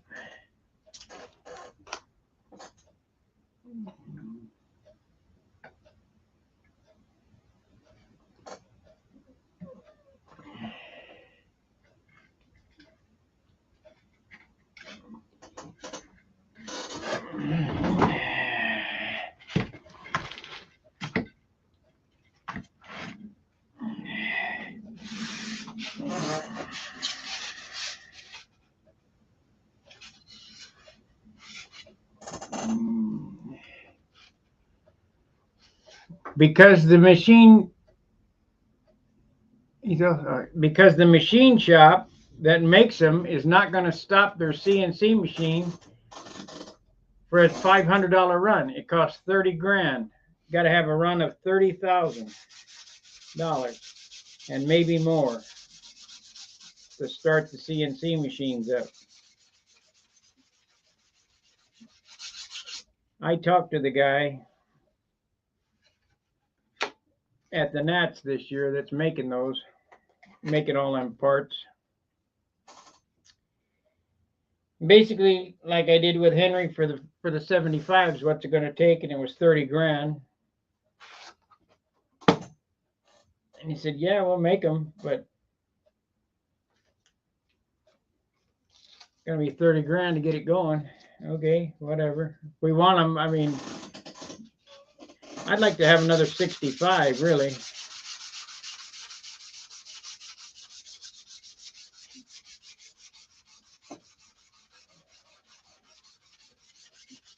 The power difference is not that great between a 65 and a 75 that I can see, but the weight difference is huge. So I'd rather have the less weight with a little less power.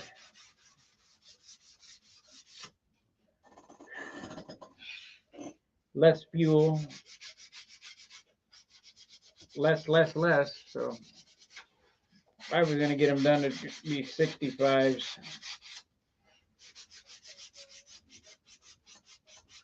And not a 65 in the 75 case. I'd get the 65 in the 40 case.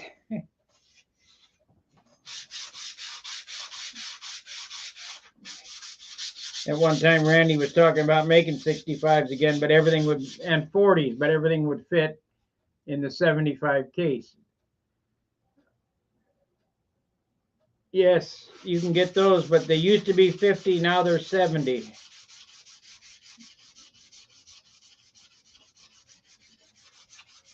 I could have bought some at the Nationals. I just didn't I'd already spent up another $100 for fuel. I didn't feel like getting another one. I mean, I should have bought one while I was there, but I just don't have the money like I used to have unless I go back to work.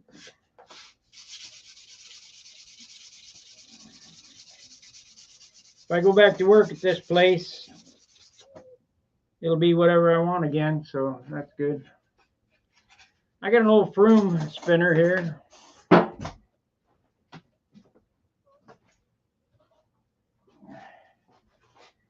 Bad thing about these Froomes is they're so pointy. They're light, but they're so pointy. Come on, get out of there. That you bust your knuckles on that point. It's really pointy. So if I use this, I'll take it on the belt center and take this ultra point off the damn thing.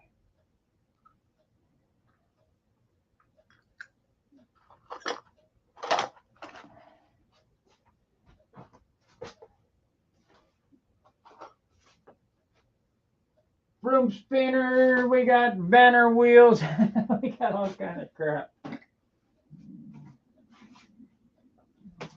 Rev up propellers, Vico tanks, shit.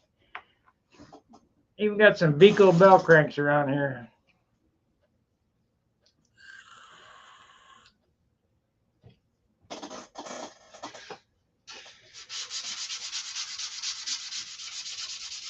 Old junk.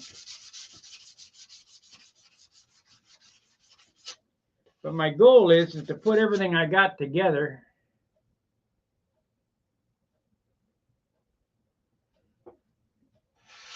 The $70 spinner, I don't think Randy has any. The $70 spinner was from the manufacturer that makes them.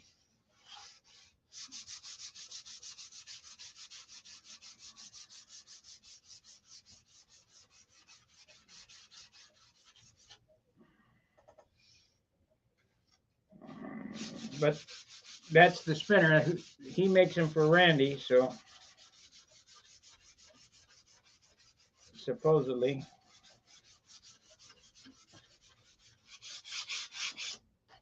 ANT. He's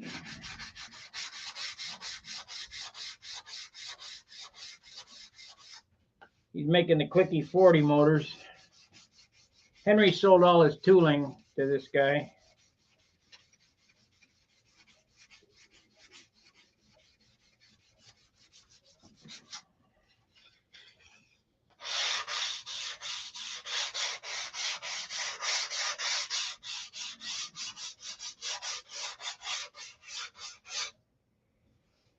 You can get Henry to do nothing no more.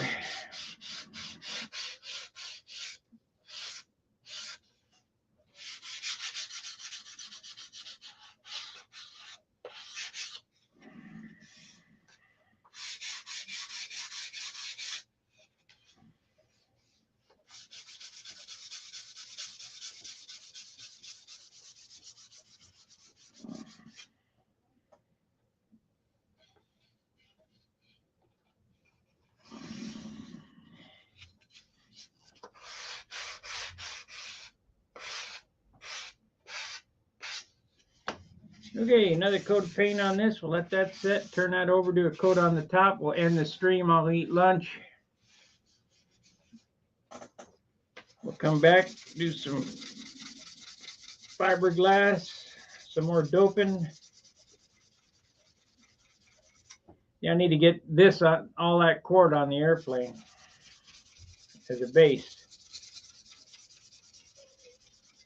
Silk spanning by tonight. We'll have this thing ready for fillets tonight.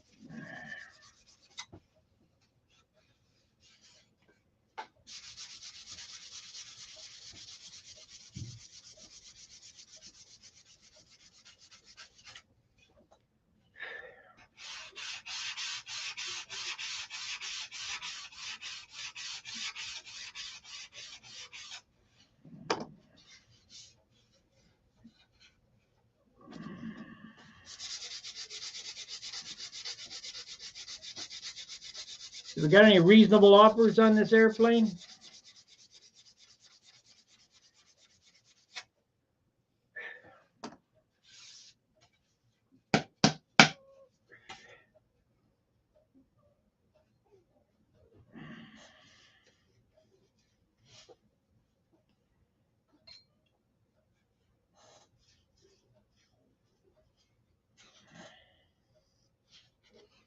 You got to live close enough that we can make arrangements to deliver it too, because I'm not shipping it.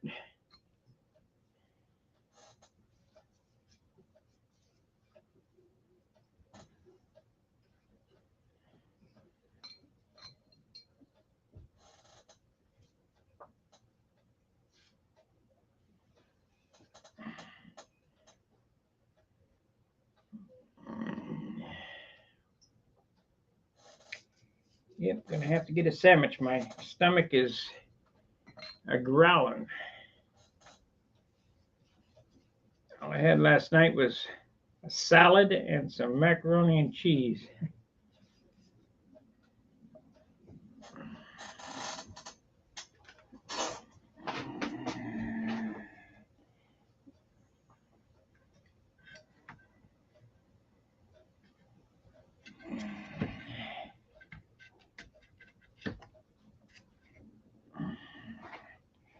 Hope you guys understand this is not a big this is really not a big hard process. Just a matter of steps, putting it on, sanding it off. After lunch, I'm going to get another coat of dope on the top here, but after lunch, we're going to put the glass on it, on the top, and we'll glass the cowl. Then I will, after the glass is on it, even before it's dry, I'll start putting the tissue on it and getting it blended into the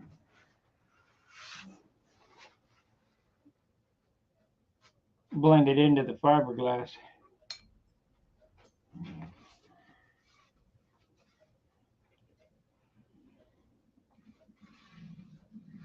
We're getting a good base on this though. It's going to be beautiful.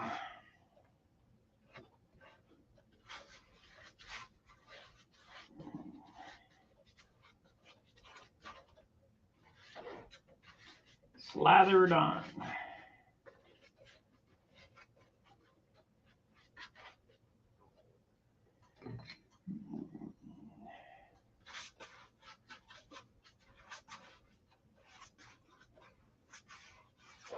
I might make a separate playlist for this, even though it's all part of the SIG Magnum. We'll do it a finishing playlist so that people can find exactly how I finish.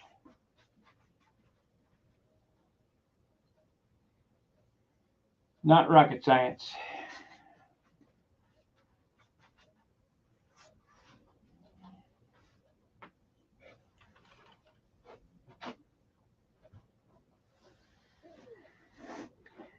We're over the 4,000 mark. We're on our way to the 5,000 mark. Hopefully we can hit that before the year's end. It'd be nice.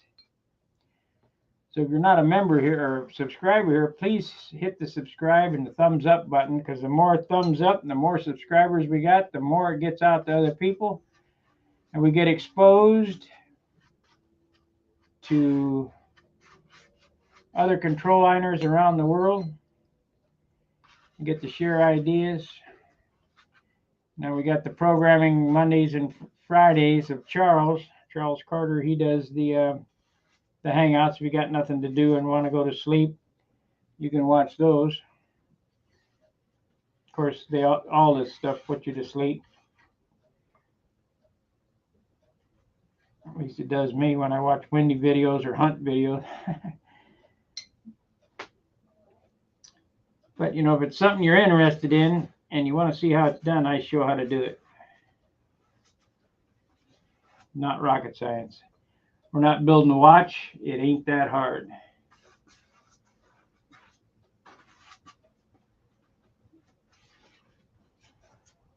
Okay, we got 3 coats of dope on that fuselage. Let me get it some thinner.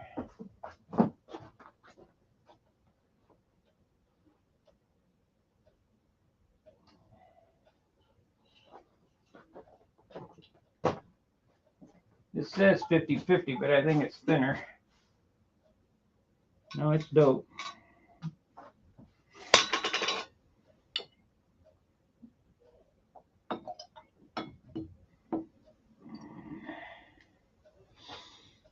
that in the base and get some thinner out.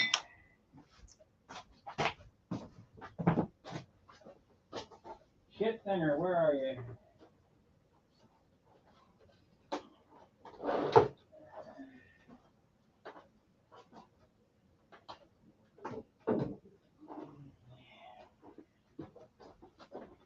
Even this shit thinner has gone ridiculous. We used to get 5 gallons for 40 bucks.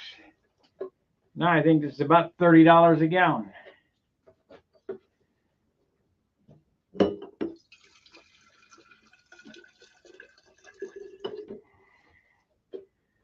Don't use your good thinner to clean utensils. Stuff is way too expensive.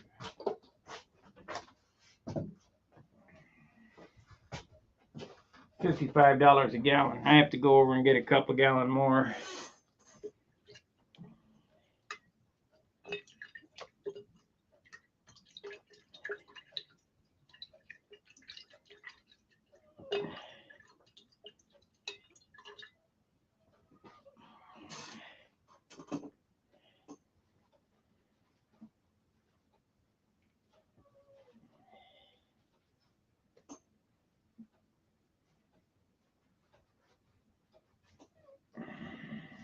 I was going to build a door for a guy until Danny talked me out of it. I'm glad he did, because I didn't realize that the door had to be end grain core.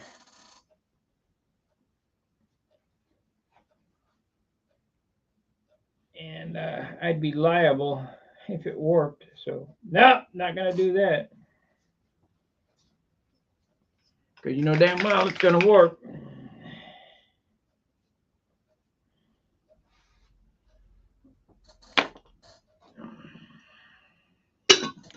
Nature of the beast. That says 50-50. We don't want that on there. It says base. We want that on there. We want...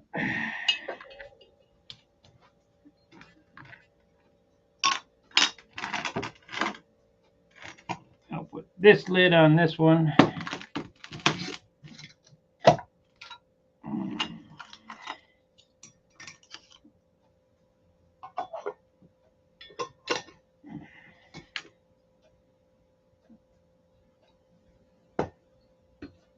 What happened here?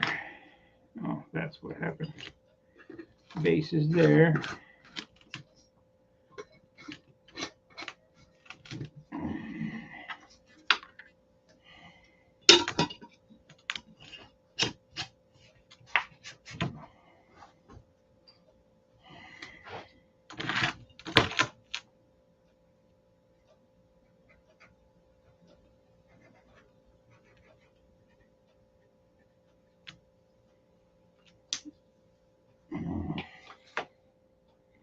That ain't gonna stick. What the hell's up with that?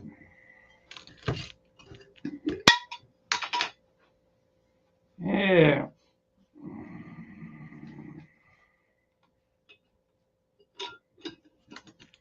Have to get a Sharpie.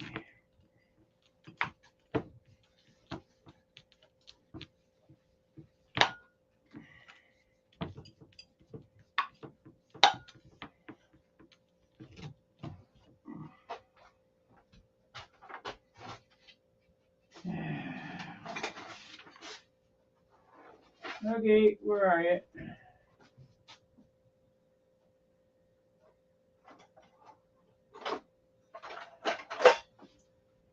Yeah, I'm building this airplane out of old parts. It should fly exactly as it did in the 90s. Same shit, different day. What am I going to do here?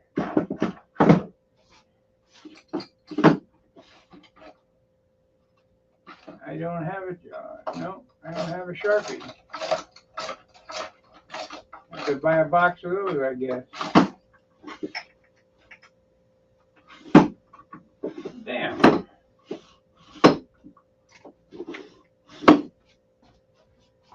Isn't that a bummer?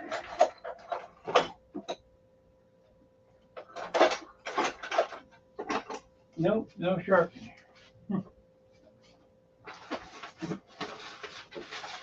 Too much shit on the bench. Oh, there we go. Sharpie.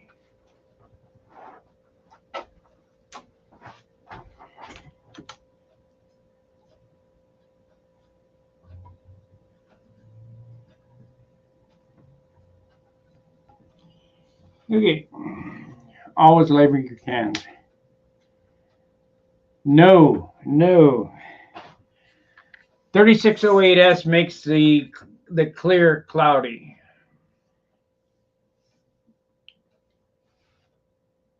Buy Randolph dope, get Randolph thinner. 3608S works good on lacquer and acrylic lacquer, but it's not really compatible with Randolph. Yeah, Dubjet is still making the engines.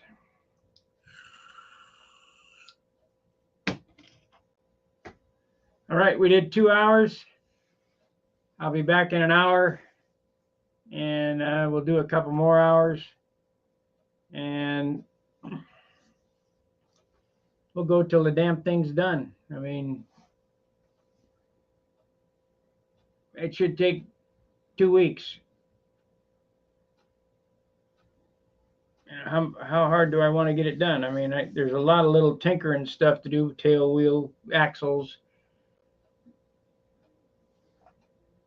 Yeah, I figured 2 weeks. We could probably fly this at FCM.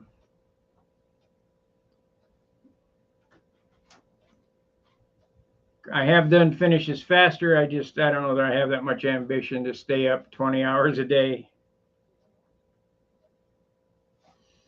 I ain't as young as I used to be.